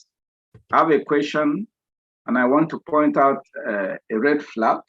Okay, and also to tell this forum what is happening. Yes. Now the question is, why is it that when our people are given appointments, they become slaves to the Fulani? That is one. Then secondly, Why do Slaves. Slaves to the Fulani. Then secondly, why is it that when our people are looking for appointment, they have to take money and go and bribe the Fulani to get the appointment? Now, let me point out a red flag. Something happened in 2012 when I wanted to get a job in NDDC. I actually bought that job from a Fulani who was then the PA to the vice president. Now, knowing that the next MD was supposed to come from my state, he now came with about 4 names and he wanted me to analyze them, to talk about them. As at that time, I was still the pro-one Nigeria until when he said something. Then I analyzed all of them. Then there was one I was not too comfortable with. He said, yes, but this man have money. Last night he brought 5 million naira, just 5 million naira cash and put it on the table. I said, well, that is not a candidate. He said, even if it's a bad candidate, what we will do, we'll put him there and we appoint a PA who will now control him. That was the statement that shocked me. Then my third comment, I'm so happy with what Dr. Uyefule said about quantum physics. I never knew that what we normally say is spiritual has now been proven scientific. And I want to tell this house what is going to happen. If you like, believe it. If you like, don't believe it. Now, our military has been caged, both in the front and behind, by sword-bearing Fulanis. They can't go anywhere. If they do anything, they will be killed. And our president is not sympathetic about what his mission. His mission is to take over, and he will take over, except we say no. So having caged the military, the next thing is, at the time we least expect, because they are all in our forest, they will release their fighters and they will start killing us. You can write it down.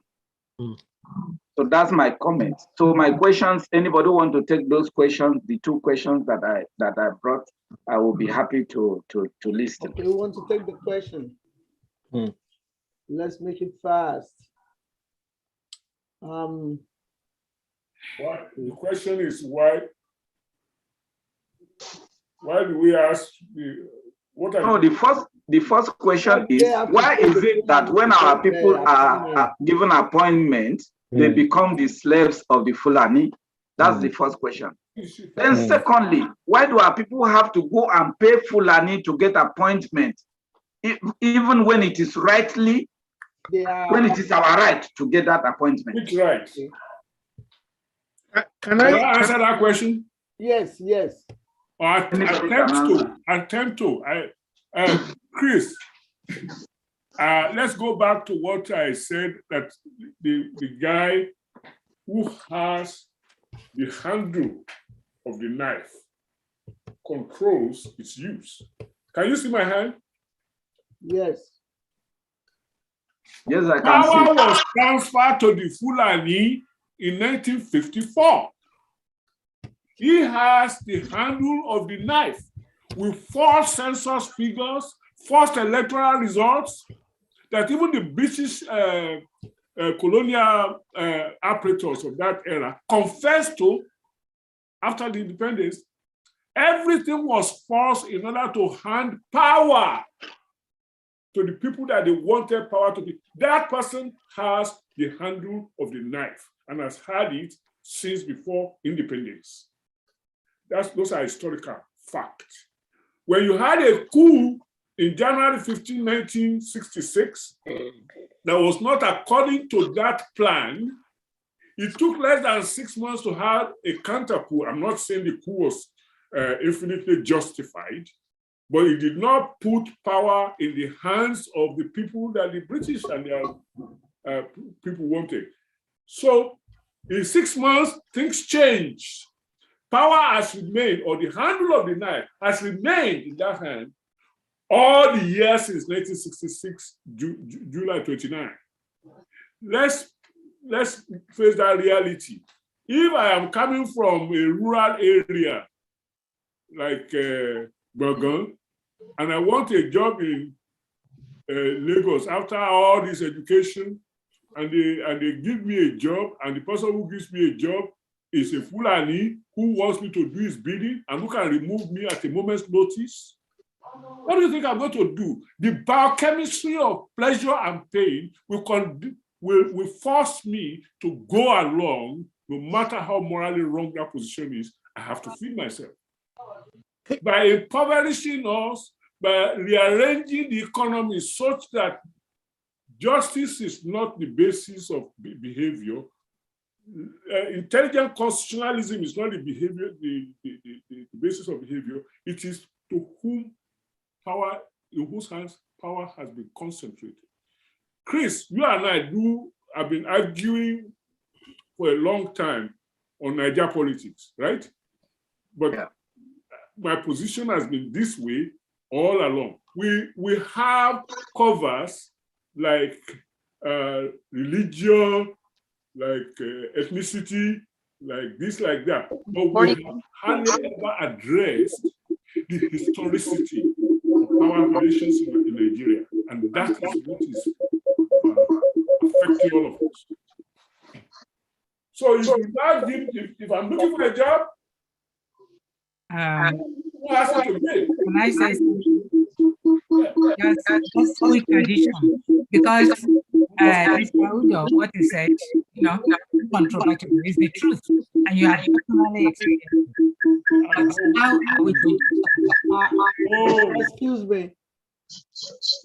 Okay, where is the echo? Somebody. It's Apostle. I think it's Apostle. Apostle Raphael Adebayo. Yeah. I'm sorry.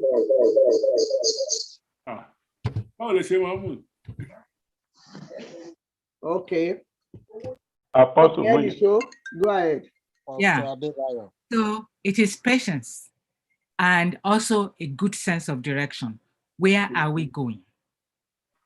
If we know, we determine, and we believe where we're going. So our ministers who take money, who forget where they're, it's because, like I said, they were working towards Nigeria. And so we lost our way that, let's take the Chinese, for example. When they were conquered, they had a powerful civilization. Then they were conquered by the British. They used opium to destroy them. And it's like they lost their way. Gradually, thank you, started building their way back. They were taking American garbage, but see where they are now. Yes. So they lied low, but they knew what they were doing. They knew what they were doing. They took all the insults. They were taking American garbage. What America said they don't want, they want to recycle. China would take them. Now they've refused their garbage. Sorry, we don't want your garbage anymore. We are here. We are where we want to be. So it is that sense of direction that we need to have. We need to know our history. If the structure, the one Nigerian structure, determines this is the education they want to give us, education of no knowledge, that's what they want to give us. Let us arrange amongst ourselves, in our little villages, in our compounds, in the towns, and teach our children. Let's listen to the elders. What do they have to say? That's how to build a movement that will last, that will produce results. Thank you, ma'am. Can I please add? Let me take more questions, please. Alhaji Sule, I'm sorry, I know you have been raising your hand since we started this program. Please forgive me. Yeah, that's all right. Shema, I greet everybody, so me take that time. My question is, now that we know things we didn't do up to this stage, which our presenters have really brought up, and some other people, what can we do to effect these changes? Baba Iloge always say, when Igbe is coming, Idimalanu. What do we get to that? Adeboye is the one that says that. Yeah. Baba, no, okay, Baba. Yes. Okay, sorry. Baba, I might be no. Oh no! Okay, so what are you supposed to do? Given how untidy that is, let's blame it on Ayiloge. Oh, yeah, you got to answer that question, sir. Okay, so Hey, better to one day do it, so why not? Can I But respond to about that? talking about what we needed to do. Anyways, Can I respond to that question? Who is that? Akimbola. Yes.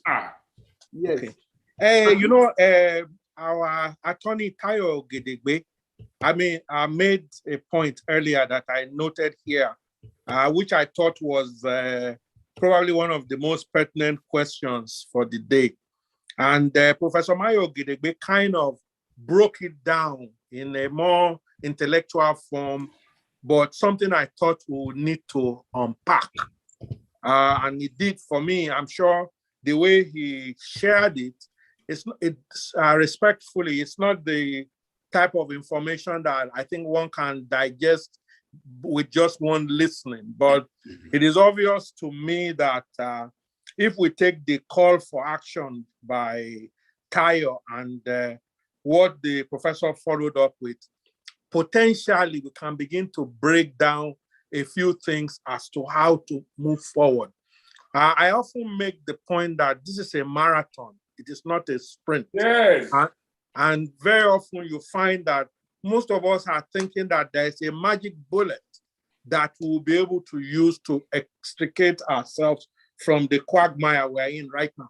I want to use this opportunity to bring to this platform the name of someone I have a lot of respect for, who has passed on now, but who was a victim of the Fulanization of NMPC. I'm referring to Engineer Olu Okonla from Ogbomoso. This is a very, very, very pathetic story. Engineer Okonla, they were some of the pioneer Nigerians that acquired chemical engineering degree in the UK before coming to set up NMPC. And when Buhari came in the first time around in the military coup, they decided that his position they had to take. Engineer Okonla passed on a broken man at the end. And I mean, this is a long story, but the reason I'm mentioning the man and the circumstance is that it was this same president at the time who decided Okonla had to go. Up till today, Okonla's oldest son actually rejected his Nigerian citizenship. And you know, I was very personally touched because when you hear his story, these were the technocrats that we first produced for the oil industry. And so my point is that for you to understand why the influence of the Fulanis is so pervasive, you really have to dig deeper. Many, many years later, he was imprisoned and there was so much effort to get him out. Alhaji Ali Mongunu was a friend of my dad, very close confidant. And at 3 times they were supposed to release him, Okonla, and they refused to. Mongunu finally told my dad that it is his position, they said they were looking for bribery and so on, that he had taken money. The man Mongunu said, tell him to leave the position for them. I'm explaining this because this is the genesis of how a lot of those positions were taken. And until Okonla passed on, he didn't receive his full pension and everything from NMPC. 3 times they tried to release him, and each time they blocked his release before it was announced. Before he finally got released, they had to announce it in the radio that he had been released to make sure that it was not reversed.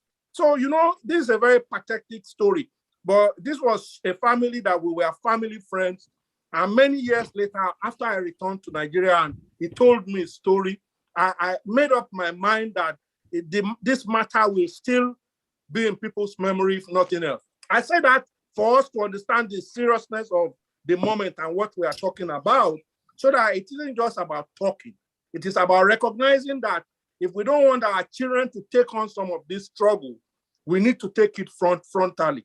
So I would just encourage patience, that we recognize that we can't handle a mouthful too quickly, but just be able to diligently pursue some very logical pathways to move forward.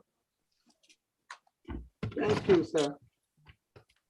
Thank you. Thanks. I'm going to take more questions. Our time is fast spent. Okay. Okay, alàgbà Tewologun, brief, quick, àbọ̀ ìṣẹ́jú. Alàgbà Tewologun, unmute yourself, sir. Hello, ma. Yes, sir, ojú yín dà. Ẹ kújọ́ mẹ́ta, ma. Ẹ kújọ́ mẹ́ta o. Yes, ma. Kẹ́kẹ́. Ẹ jọ̀ọ́, only one question ni mo kàn tiẹ̀ fẹ́ béèrè tó ń kọ mí lóminú seriously. Okay. And ó dẹ̀ dùn mí pé irú nǹkan báyẹn ń ṣẹlẹ̀. Torí nígbà tí Sunday Igboho bẹ̀rẹ̀ situation yìí, gbogbo wa la bẹ̀rẹ̀ sí sọ pé tán bá ṣe báyìí, nǹkan báyìí la máa ṣe, tán bá ṣe gbá àwo la máa ṣe, tán bá ṣe gbá kàn tó bẹ́ẹ̀, wọ́n tiẹ̀ ní tíjọ́ kejì. Torí àwọn èèyàn wa tí wọn ò gbọ́. Màá. Mo níṣẹ́ lè sọ èèbó díẹ̀. Torí àwọn èèyàn wa tí wọ́n wà níbi tí wọn ò gbọ́ Yorùbá. Dr. Effiong can speak a little Yoruba now. Not all of it's going to break the news. Are you awarding me a translator?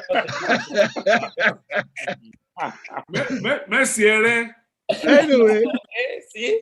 That time, many of the people in Yoruba land were saying that if the federal government should arrest so, if the federal government should do so, the Yoruba people, they will, I mean, those people will not live the next day. Remember what happened at Agbekoya? Remember what? Now, Sunday Igboho has been there now. Nobody, none of us, with any of the Yoruba powers or whatever it is, can be able to help this man out.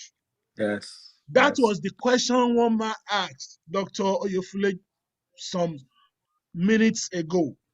That where is the Yoruba Ogun Yoruba? Ṣé kò wá ṣiṣẹ́ mọ́ ni? Àbọ̀ ọmọ bọ́ ṣe lò mọ́ ni? Àbí ẹni tó ní gangan nìkan ló wà lẹ́wọ̀n yẹn báyìí kó wá mọ́ bọ́ ṣe lè gba rẹ̀ jáde?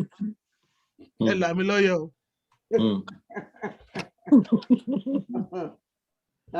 I'm going to throw that question to Dr. Yefule. He has talked about this. Ẹ ṣé. Ṣé Ogun Yorùbá wà? Ó wà, kò dẹ̀ tún sí. Arógo. Ó wà, kò tún sí. Semantics, language, it's our language that makes us confused. For instance, do you have medicine for my headache? You have Tylenol, yes. But if my headache is caused by CVA, a stroke, will that Tylenol help it? Most likely it will not. That's a good one. So when people say, Ogun, Mologun, Ogun is very, very specific. Just like a catalyst is very specific in a laboratory, in a chemistry laboratory. Mo ní oògùn, gbogbo ìṣèlò oògùn mi, tí n bá ti fi sára, mo lè fò, mo lè lọ, mo lè ṣe, irọ́ ni gbogbo ẹ̀. Na lie. Na lie. Ṣé oògùn wà? Yes. Case in point, I'll limit it to 1.5 minutes. Ọmọ Aláàfin ní psychiatric problem in London in early part of the Ebo, Baba. Ebo. The Aláàfin's son, a prince from Oyo, had a psychiatric problem in England as a student. Not Shiju Adeo. No, way before. That's Alaafin, not Ooni. Oladigbolu. Okay, yeah. At that time, there was no medicine in the pharmacopoeia for psychosis in the Western world.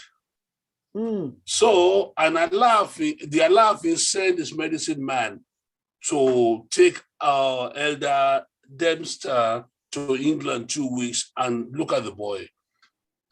And after the Alaafin's medicine man finished, the boy got well. And people at Oxford, either Oxford or Cambridge, were so surprised. How can this Negro man, who does not even wear good shoes, well, how will he not treat psychosis? Maybe he was even barefooted. Exactly. So to cut a long story short, they begged him to give them a piece of the plant that he used. The plant happened to be Rauwolfia serpentina, snake root plant. It grows in the Oyo Savannah area and it also grows in India. Wow.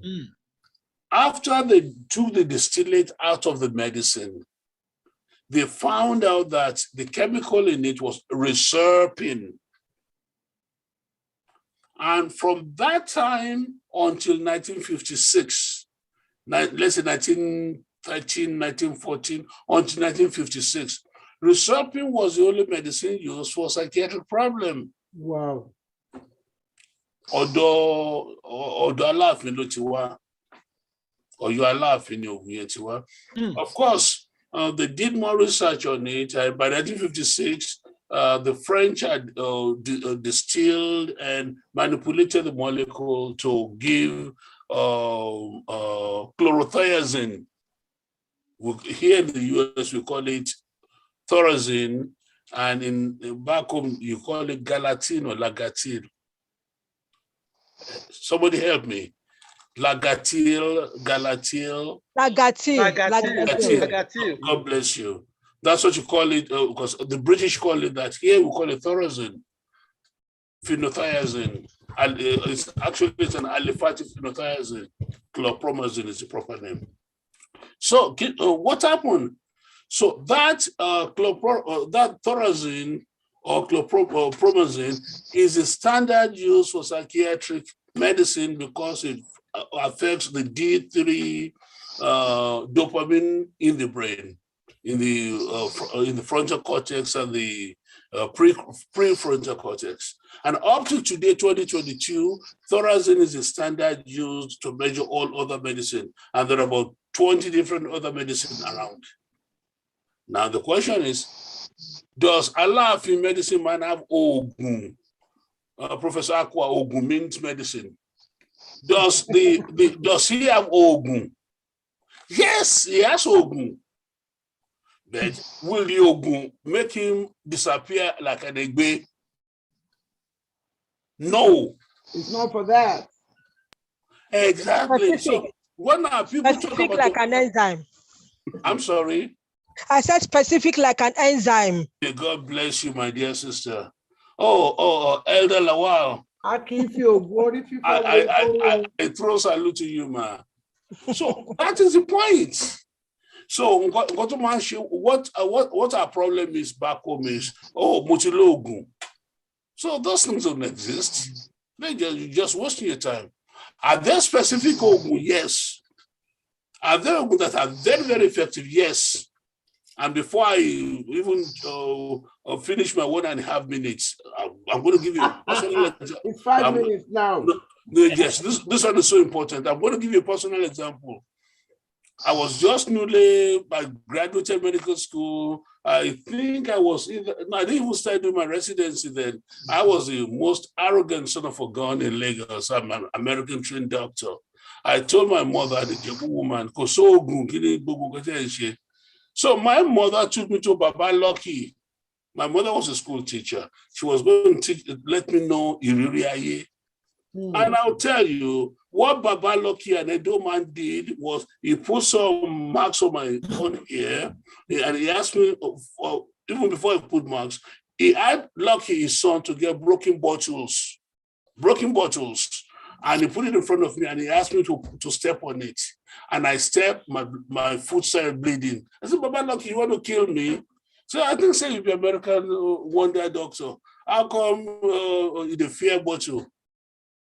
So he told me, keep the bottle there, don't move it away and be watching it. So he did some marks on me.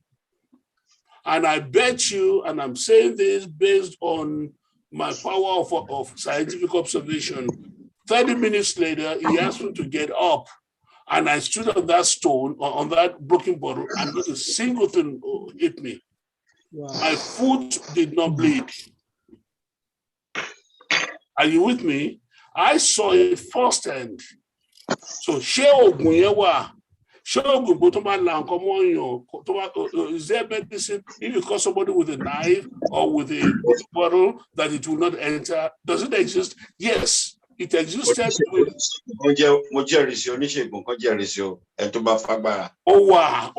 It's there. I know. I saw it. I experienced it. Baba Lucky gave it to me. I used it.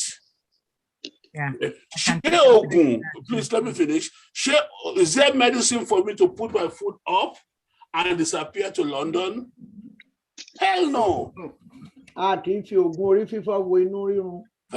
No, so Ogunwa could to see Ogun. There's medicine and there's no medicine. So Sunday Igboho níbi tó wà báyìí. Egbe ò lè gbé kó mẹ́. It is until if you be that joy. Can I support the doctor? Please, Professor Akua. One quick support and one quick request. So, because I know there are people lifting up their hands who really want to speak. I just saw somebody write in the chat section. So I'm going to be quick. Number one, when I went to medical school in Eastern Europe, I had a classmate who had a friend of mine. I'm talking about it because you will never know who he is. Serious psychiatric problems. They tried and really tried to get him treated. They couldn't. He's from outside Abeokuta. I won't mention the town. He was sent home. Within 3 weeks, he was fine. He was not only fine, they treated him at home. Those people at home treated him with traditional medicine. From there, he came back to Europe to study. So these are things that I believe, I've seen it, these things happen. But the other thing I wanted to mention though, concerning what we are talking about today, if you have not heard about this, please feel free to Google it. Akwa Ibom people who live in the area called Ibom area, those are Ibibio, Anang, or on what is the present Akwa Ibom state. Yeah, they eat many aja, so they'll be very powerful. That particular part of the country, it is a very unique culture. A lot of people don't realize this. It is one people for centuries. They have always been able to fight off enemies using a guerrilla movement called Ekpe Ikpokod. The guerrilla movement, it is called Ekpe Ikpokod. Now, Ekpe Ikpokod is both the guerrillas plus some Ogun type of situation added onto it.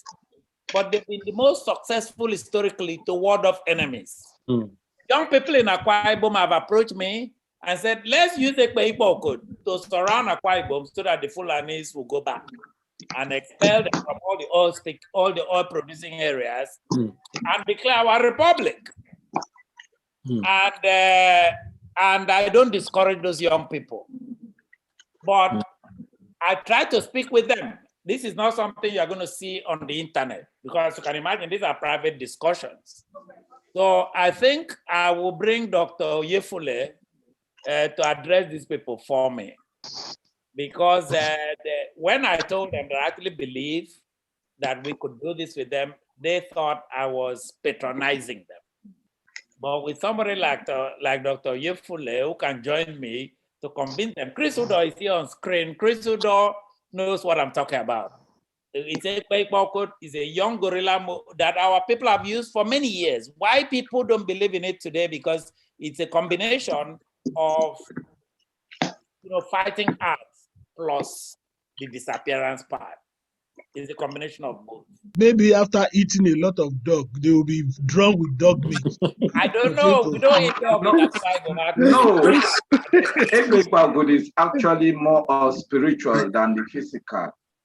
And it still exists. What you need is just doing some few things to activate the power. That's all. But again, just like normal Western drugs, it also have its rules. You must work by the rules. And again, the Christianity that came in actually destroyed so many things. But if it becomes necessary, we will use it. Thank you.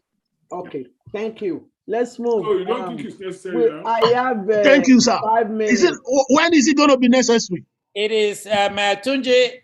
Sir? You know we are not going to announce this on channels. Okay. Okay. The revolution will not be televised. No, it will not. Now let's go. Let's go. Apostle Raphael, half a minute. We have only 5 minutes left. Can you ask your question half a minute so we can get out of here? Hello. Yes, Good evening, everyone. Yes, good evening. Privileged and happy to be at this meeting. My name is Apostle Raphael Adebayo, the president of Omo Yoruba, Dallas Fort Worth, in Texas, USA. Yes, sir. And member of the Global Directorate. I'm so happy to be at this meeting. I can see a lot of progress. Yesterday, we have a meeting with Dr. Nandi, who addressed us. And what I was hearing today, I'm so happy. When I was at the University of Ife, that was when Baba Olowo died. I was one of the people that went to Baba Wale, vice chancellor. Now talking about the Fulanis, go to let's go straight to the point. We don't have time like that anymore. I'm going straight. Resume. Resume. Go ahead. You are phrasing. The recent history we have now, and what we need to know to go forward. Recently, though Sunday Go is blocked up, but recently we have the youth who were able to confront them and they ran. Dr. B. Fulani have said that these people are.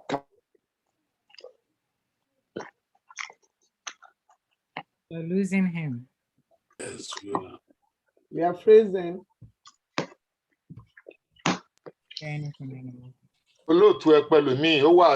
This man is particular about being president here and there. Hey,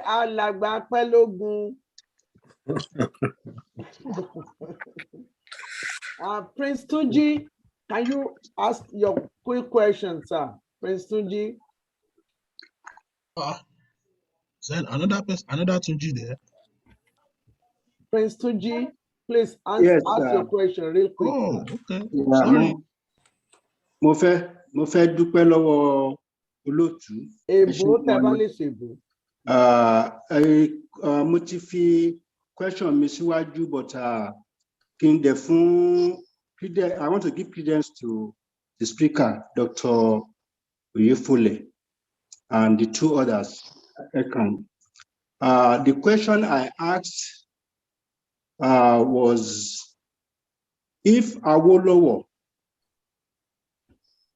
Bola Ige, and possibly MK Abiola went through the routes they went with ignorance, should we, at this moment too, be following the same?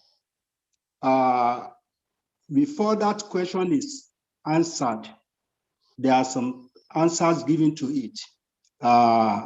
Giving recognition to my very good friend and a brother, Dr. Oyefole. About 5 years ago, Muduro ni Sango Ota, in the 10 years I went to spend in Nigeria, Mori àwọn Fulani tí wọ́n move no trailer. That was 4 or 5 years ago.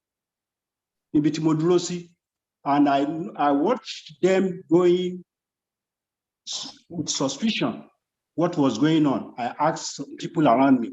They told me they were only going to the south side or southwest side. That side we call the west side in the Jebu side, water side, that they were going hunting.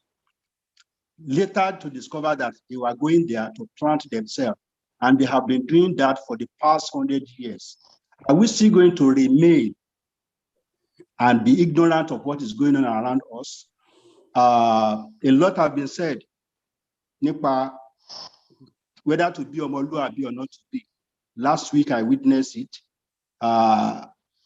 Again, about Professor Adeboye also reminded me of why I chose not to be a politician when last I went home, because of my experience in 1954.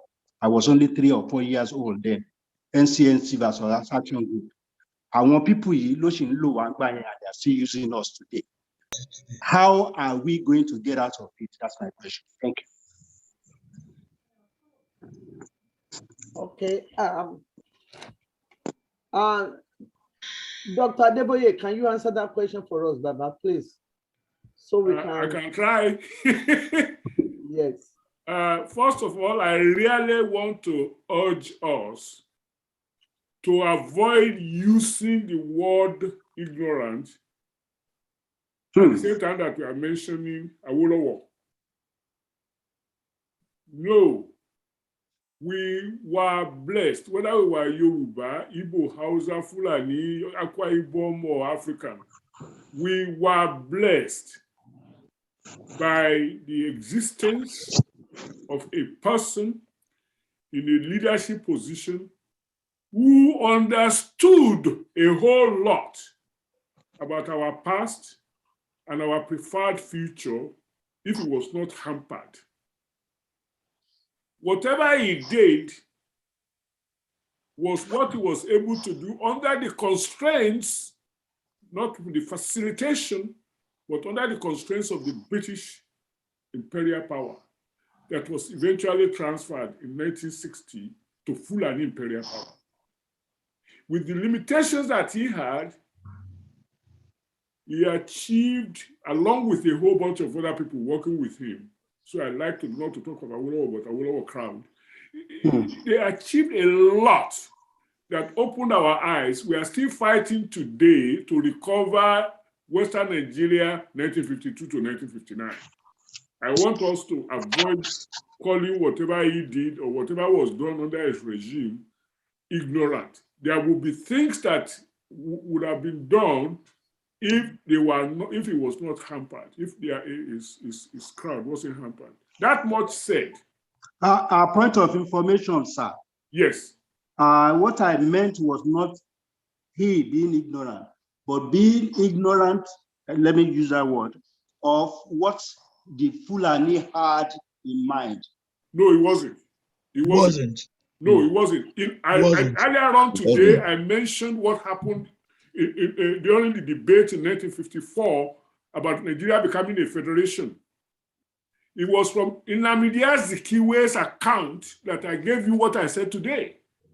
Azikiwe confessed that Awolowo position about including secession in the constitution was the right thing to do, but was politically not expedient. And the Sadana saw Awolowo as the right thing to do and said that much. Only Azikiwe among Nigerian politicians opposed Awolowo openly, and the British backed him up because it was part of a bigger agenda. No, it wasn't ignorant, it was powerless. There's a difference between the two. And when in 1960, after the elections of October, what was it, December 12, 1959, when in 1960 he came to be leader of opposition and all of that stuff, before he started, when I came here in 1969, I got a newspaper, the so-called Nigerian Rasmatras, the confession by certain agencies in this land on how to talk to Awolowo. Yep. I don't know who else has that, but I had it by 1971. I had it in my hand. What was done to frustrate Awolowo's effort to become to win the 1959 election. So it was not God. He couldn't overpower all the forces stacked against him. But for somebody who couldn't overpower forces stacked against him and went to spend prison time in Calabar and all of that stuff and came back somewhat whole and ran the Ministry of Defense for 3 years and helped us achieve some kind of victory in a civil war in which we were ill-prepared and all of that stuff. He was never foolish. And when he got to the point where he had done what he did to save Nigeria, when it was now a question about whether he could continue serving under a military rule headed by people who weren't going anywhere, he quit. That's honorable. I mean, I don't know anything that I can point to in Awolowo's life that did not show a lot of thinking, a lot of planning, but it was not a fraud. He was a statesman, more a statesman than a politician. Having said all of that, where do we go from here? Well, Professor Ajayi Soyinka, I think, was the one who said this race is not a 100 yards dash. It's a marathon. So we are going to have to be careful to do what the Latin proverb says to do. Make haste slowly. Sounds like a contradiction. We must take all the information that we need hurriedly. Make haste to gather those informations. Take the steps we have to take carefully, which almost sounds like slowly, in order to achieve our goals. We cannot ignore any iota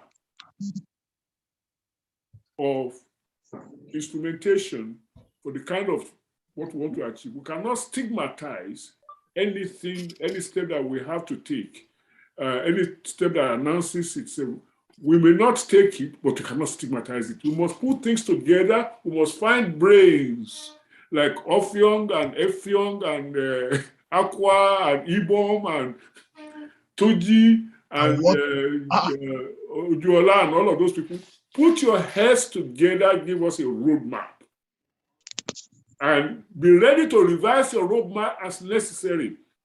Even though I'm a pure mathematician, I studied operations research also. At the end of the day, you have to continually review your projections. Because you only do statistical projection into the future. Maybe it's true for 2 or 3 days beyond this point. Then 2 or 3 days now, you do it again. And that's why the Yoruba say, what is Sherry or Larry married there? Baba, thank you. Alagba John Ojuola, I'm sorry you've raised your hand for long. Please, let's make it quick. Benjamin, so we come to contradict me now. Baba, Benjamin, okay. Ojuola, John Ojuola. John Ojuola. Okay, Motin Sorobaima. God bless you, ma. I greeted everybody, including the fathers, the mommies that have been talking, the intelligent peoples. Let's go. Let's go. What we have been discussing for the past 4 hours is very, very important and crucial.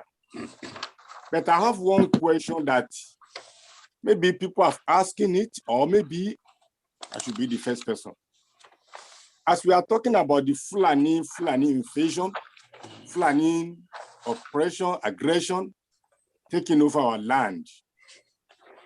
We read that from 17th to 18th centuries, they have been doing that to the extent it took one of our great men in Yoruba land, Samuel Ajayi Crowther, as a slave trade before God helped the man to be escaped and became the philanthropist up to today. Now, my question is, Fulani are in strategic position in Nigeria, including militaries, paramilitaries, and in some big organizations in Nigeria. And we are fighting for agitation to be free and have our independence in Yoruba, in Igbo land, and other parts of Nigeria so that we can be an independent nation. Yes, Erin, How can we yes. how can we break the chain of those powers to have our own independent nation from Fulani to, because we know that they have juju power as we have ourselves. But how can we break that chain so that we can have a way of our own independence? Okay, it's the same thing that they have been saying, but Have to say I'm lot going to let Dr. Yefule talk briefly about it. They have been talking about all this. Okay, go ahead, Dr. Yefule. Thank you, ma'am. Mr. Jola, you being here today, you're actually participating in this. You bringing in that in Okeogun in 1807, was it 1817, was it? Bishop Ajayi Crowther was kidnapped by the Fulanis. You are absolutely correct. Yeah. But you are also correct that after the Fulani took over Kano and Gobi in 1803, they came all the way down south, and they were the biggest slave trader in that part of the world. Yes. You also mentioned that not only were the Fulani the biggest slave traders, the Hausa inhabitants of Hausa land were enslaved. And by 100 years later, from 1804 to 1903, when Captain Carter came to defeat them in Sokoto, 65% of all Hausa males were what? Slaves to the Fulani. 65% of them were slaves to Fulanis. I'm not talking about houseboys. Slaves that could be sold in the slave market. Eunuchs protecting the harem. Yes, they have them as eunuchs. Eunuchs means they take out their testicle and in some cases their penis. Absolutely. Absolutely. And these Fulanis have been barbaric, have been mean, have been condescending, and they don't think anything of us. So from that 1803 to the time you said Okeogun, they captured Ajayi Crowther, up till 1960, when they threatened, Professor Adeboye said it, October 12, Sardauna said this country named, this nation named Nigeria should be seen as the essence of our great grandfather. We will never allow the southern people to rule us, and we will not let the middle belt people rule themselves. And eventually he said, not in the same broadcast, he said that they are going to dip the Quran to the ocean. And lo and behold, if you're going from Federal Palace Hotel, that road is called Ahmadu Bello Way, and it goes into the Atlantic Ocean. So these people have dipped their Quran into the ocean. So they've vanquished us. How can we get ourselves back? Remember, they didn't vanquish us in one day. They've been doing this little by little. So we need to get ourselves back gradually.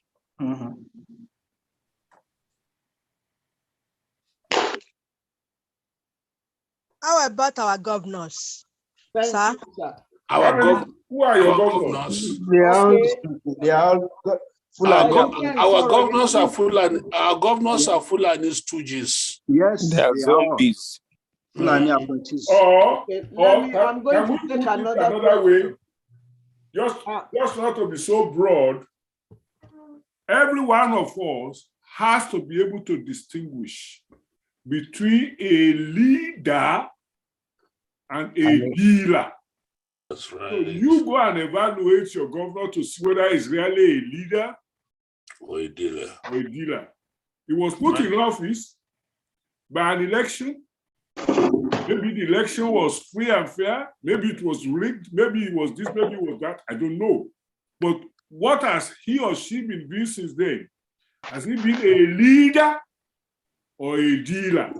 So you keep bringing us back to them as if we can have a distance evaluation of each one of them. No, let me back up.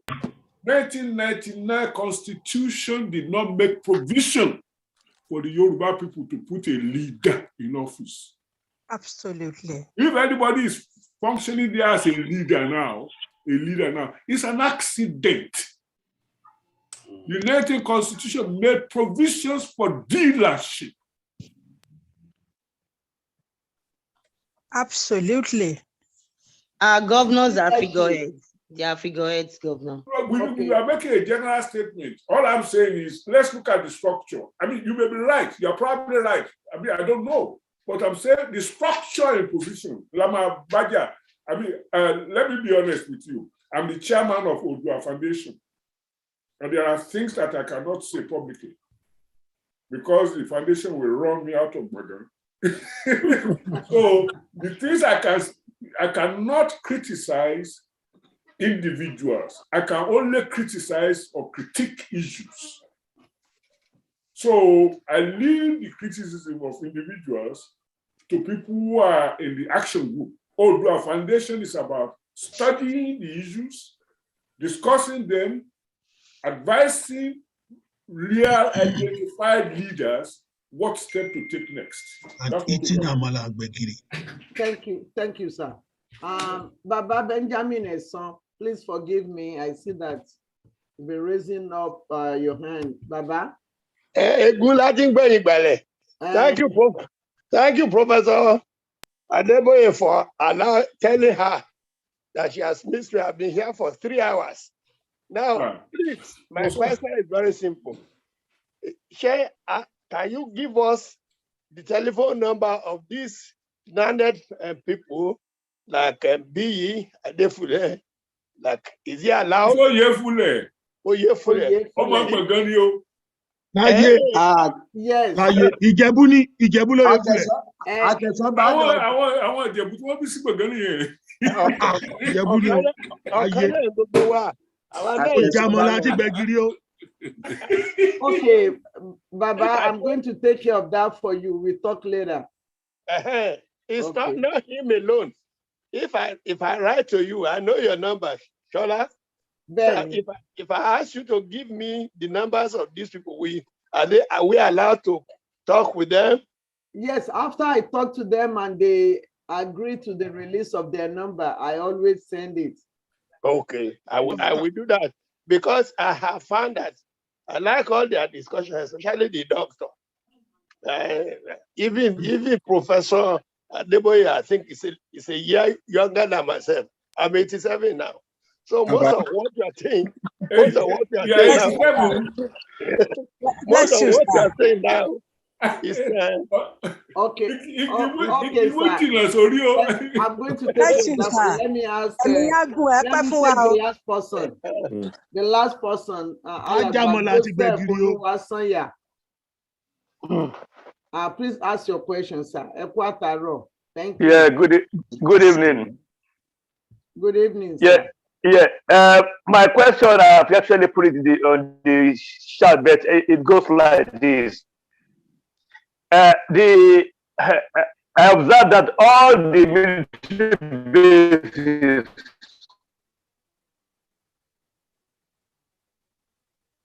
they are all in the Northwest, established in the Northwest.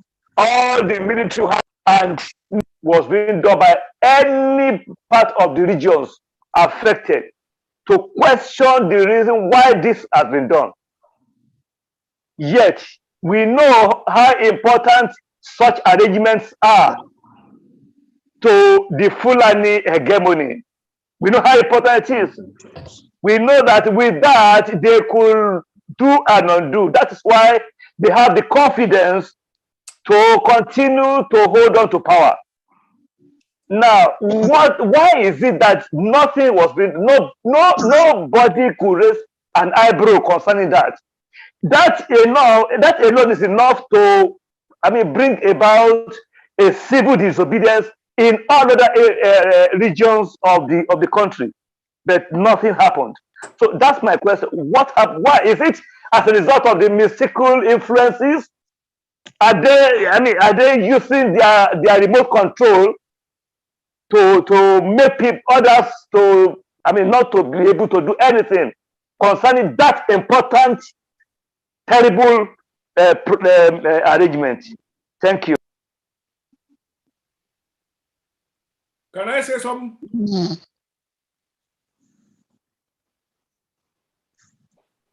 Can I say something, Olotu?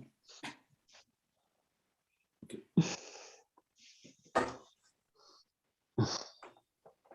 One quick sorrow. Yeah, please go ahead. Oh, just go ahead. Yeah. Okay. Oh, hey. Go ahead, sir. All right, thank you. Let us not ever forget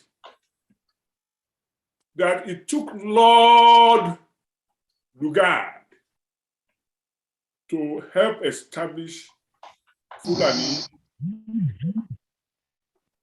power in Nigeria. Lord Lugar is still there in one shape or form. In fact, probably in a stronger shape than it was in 1914. Lord Lugar is still there. That's what Odua Foundation will tell you. So when you are looking, we must focus on the enemy that we can see, but there are enemies that are not immediately visible, whose contributions may be more virulent than the one we can see, or working in tandem.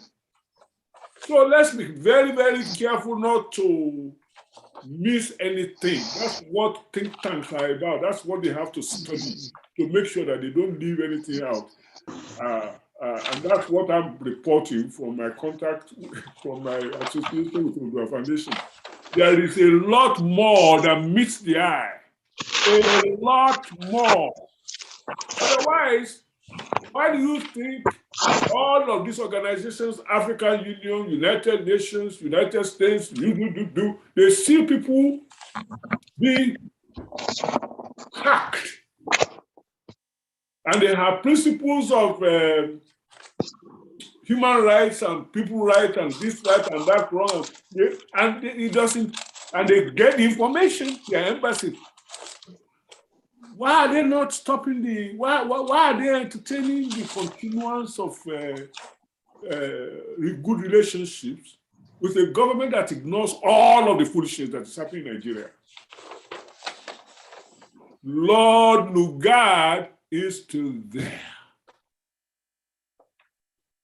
Can I say something, please, Okay. on this? Who is that? Professor Aqua.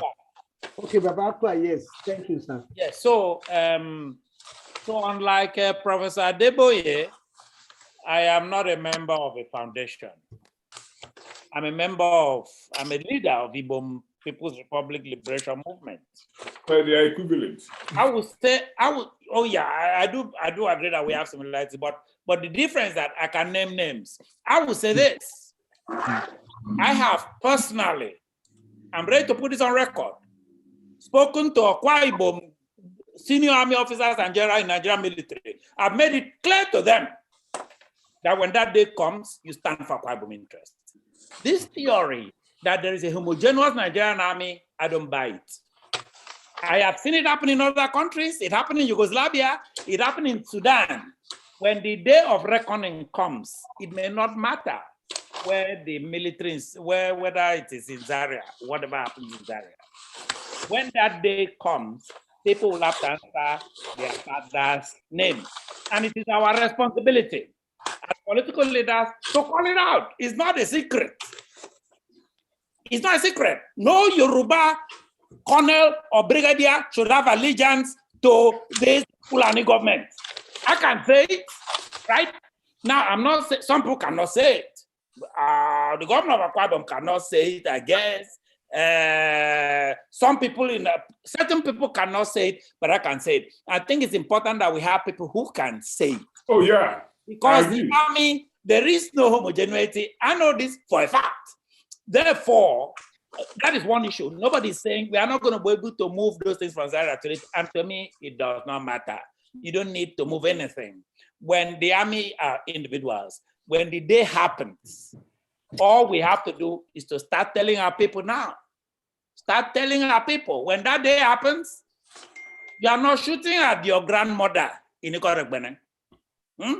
You are shooting at the Fulani people who are coming to collect our resources. This needs to be made publicly clear. I've done this. I'll do this 100 times. I'll do this until I go to my deathbed.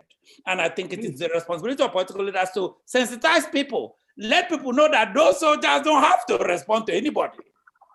What is a mutiny for then? What is a mutiny for? Mutiny is sometimes when you are asked to carry out illegal orders. Those orders given by Buhari are illegal orders. That's all I can say. Thank you, sir. I'm not Thank fighting. you. We have traveled far and wide. In fact, we we started at exactly 3 o'clock. We are rounding up at 7 minutes after. That's a long way. Which means we have spent more than 4 hours. Yes. Half of a time for Office a hour. paid job, 8 hours. Well, I'm very, very grateful for everybody that has participated in this program today. Let me also remind everybody that Yoruba Day that we do today, that we are just rounding up today, is available already on YouTube. The link is there. All you need to do is to go to YouTube Yoruba Day, and then you'll be able to watch everything that we have done today. I am very, very grateful. Before I go to my end credit, I wanted to take this opportunity to let people know that Yoruba Day, we are taking donations. That is how we thrive. That is how we are able to survive. We have engineers here, we have in Nigeria that make this possible. So we have to pay them. Please don't forget us.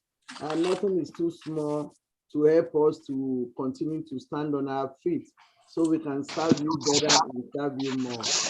I'm also announcing that Yoruba Language School is enrolling admission. Please bring your children to Yoruba Day Institute of Language. They will learn through the Zoom like we are doing now.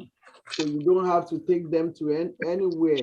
And they continue to learn until they can speak as much as Adebayo Faleti. So this is also very, very available. Yoruba Day is every Sunday, 3 p.m. So in case something happens and you cannot receive the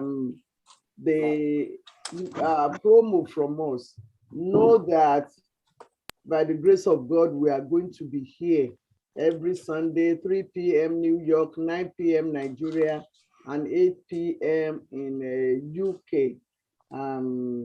Okay, before we go, I have this special announcement that is personally important to me. Let's listen.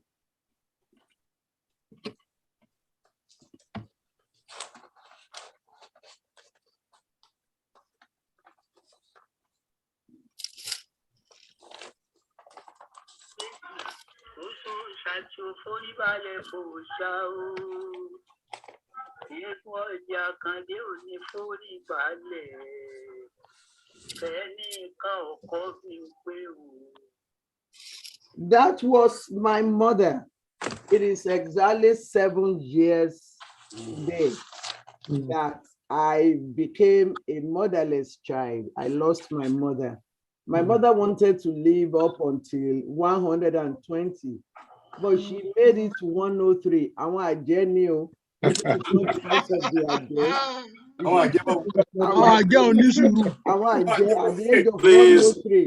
Please, allow to translate for Professor Aqua. You must, Okay. you must translate. My Don't worry, we understand. my mother was going to make it to 120, but the Ajay didn't let her, the witches. The witches. They killed her. It At was 103. and it was 103. Yeah. I mean, they watch out. It was 103 and they took her. Oh. So, where are they? I don't know. Because there was no The witches must have been very patient. That is the work of the witches. So there was no Amolangbegiri. That's why. That's why I became a motherless child, though, 7 years ago, exactly today. So I'm taking this opportunity to thank everybody that has stood by my family all this time. And I'm taking this opportunity to congratulate all our children, grandchildren, great-grandchildren, home and abroad, that has, stood all this time without her. Always very, very grateful to my mother, because it was through her that I learned Yoruba culture, the love for Yoruba culture. It was her who taught me the language from beginning. When I started calling Iya, Baba, I'm always very, very grateful to her. Like I'm grateful to everybody that has always encouraged me. I'm going to thank especially my dear Egbon, Baba Jebu, I call him Baba Jebu, Dr. B. Oyefule. Dr. B. Oyefule has always stand up for me. He has always helped me, even when I was when we were on Blog Talk Radio. I could rely on him. I could call him anytime, and he was always there for Yoruba Gbode. I'm very grateful. I'm going to do a little bit of Oriki. I wanted to do Oriki Ibadan for him, but I changed my mind. Dr. B. Oyefule, ọmọ Moyoluba Oshola, ará Amobido, ọmọ Kùráyè Ìtẹ̀kú Èlé, Òkẹ́rù wẹ́wẹ́ délé, Òsá kọ̀rọ̀kọ̀rọ̀ sọ́nà ọjà, ọmọ Elépè Ìjàgùnà, ará Òdì, Òdélé, ará Àṣàrà, ará Àlárá, ọmọ Ẹlẹ́ǹkùlé Àrífowólùpẹ́, Èdùmàrè kí n dàbí onílé yìí. Ọmọ òjòyè kóyè wu ní jẹ, ọmọ ìkòkò ìmọ̀. And we have seen that ìkòkò ìmọ̀. Orúkọ nìkan kọ́ ló ń roni, oríkì náà máa roni. He has demonstrated that ìkòkò ìmọ̀. In Mayflower, where he went and I followed, we always say knowledge is light, and so the sages say, forever it will be light. To serve humanity, knowledge is light, ignorance is darkness, therefore make equip yourself with armor of light. For our mission to the world is to bear the torch and love and cry with all our might. That knowledge is light. That knowledge is light. That knowledge is light. That ignorance is darkness. That knowledge is light. Yeah, we didn't forget. Ẹ má worry. GCI kọ́ là ń sọ lẹ́ni sá. GCI kọ́ là ń sọ lẹ́ni. Well, it is Mayflower Day today. Ìran ọmọ Sólàrí. Àwa nìyẹn o. I mean, na we be that o. I like your school, that's okay. May your road be rough.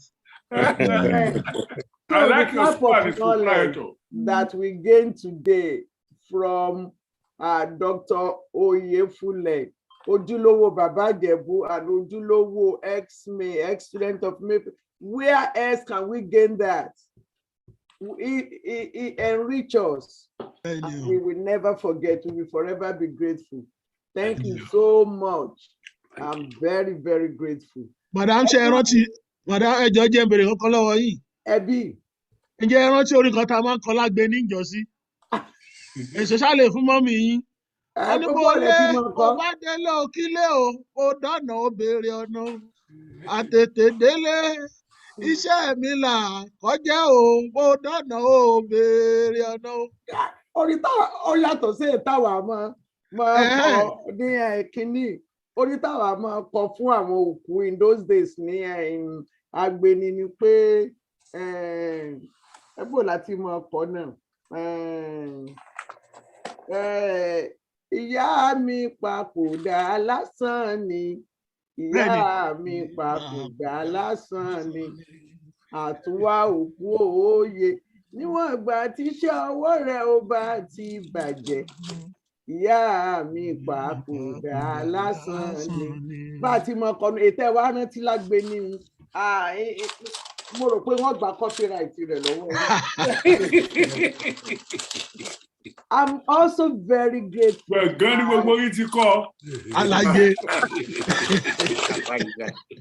I'm grateful to Professor Ofiong Akua. The way he is going to get a chieftaincy title in Yoruba land. I wouldn't need to go very far. I'll ask my relatives in Bangoshe. Okay. Yes, thank you. He's always there for Yoruba Good Day. He always brings his knowledge, his energy, and everything, and with love. He has always been doing that. I'm very, very grateful, sir. May your days be long. May Almighty God grant you long life. Can I make one sentence? Yes. I was first sent the details about Omoluabi. Okay. Dr. Akimbola. Okay. I have heard a lot about it today, and I was just thinking, the Chinese, through their Confucian background, were able to build China. Yorubas, with Omoluabi as their philosophy, they can build a new Yoruba nation. And Akwa Ibom, with his own philosophy, which I don't think we have it. I need to look for an overarching word for it, but we do have a list of our philosophy where you have to be honest, you have to be decent, and all that. We will build Ibom People's Republic. Yes, you will. Yes, you will. Yep. Thank you, sir. But you have to get to Bongon first. Eat Amala Gbegiri. I grew up in Lagos. I've eaten Amala like 1,000,000 times. This is a special one. Professor, the Bongo Amala is different. It's different. You're going to be given the chieftaincy title there. Okay. I'm also very grateful to our Yeye Amoye, Professor Omofolabo Ajayi Shoyinka. Thank you so much, man. We always enjoy your knowledge, your participation. You are an asset. You are great. You are a blessing to your race. I'm grateful to our new Amoye, starting with Alagba Thomas Bankole. I'm trying to see his face. I can't anymore. And Dr. Akimbola, Dr. Akimbola Patrick. I'm very, very grateful to him for all his work in the scene and behind the scene all the time for Yoruba Good Day. I'm grateful to my dear husband, Baba Adeniran Adeboye Onílọ̀kan Marelu. Ọmọ amúdàgíngí fi bẹ́ẹ̀ àná ẹ̀ lórí wọn ní ẹni tó bá fún ni lọ́mọ làálù pa. I'm grateful, thank you. Well, if you don't send your oriki, anybody like Alagba Thomas Bankole, don't be surprised. If I start to do oriki Ibadan for you, eti di Ibadan niyen. Alagba Patrick Akimbola. We have to find out this thing, this oriki. Is it Bankole from Ogbomoso? Bankole is from Ogbomoso. Ó dá ń gbà yẹn. Ọmọ Ògbómọ̀ṣọ́ ajílété níbi tá a ti mú àti jẹ kàkà tó wá mú kọ́ yẹn gan. Ẹ ṣeun, thank you. Thank you so much. So next week, by the grace of Almighty God, we are going to go back to what we have done in the past, and we didn't do it in a long time. That is Tobalashe.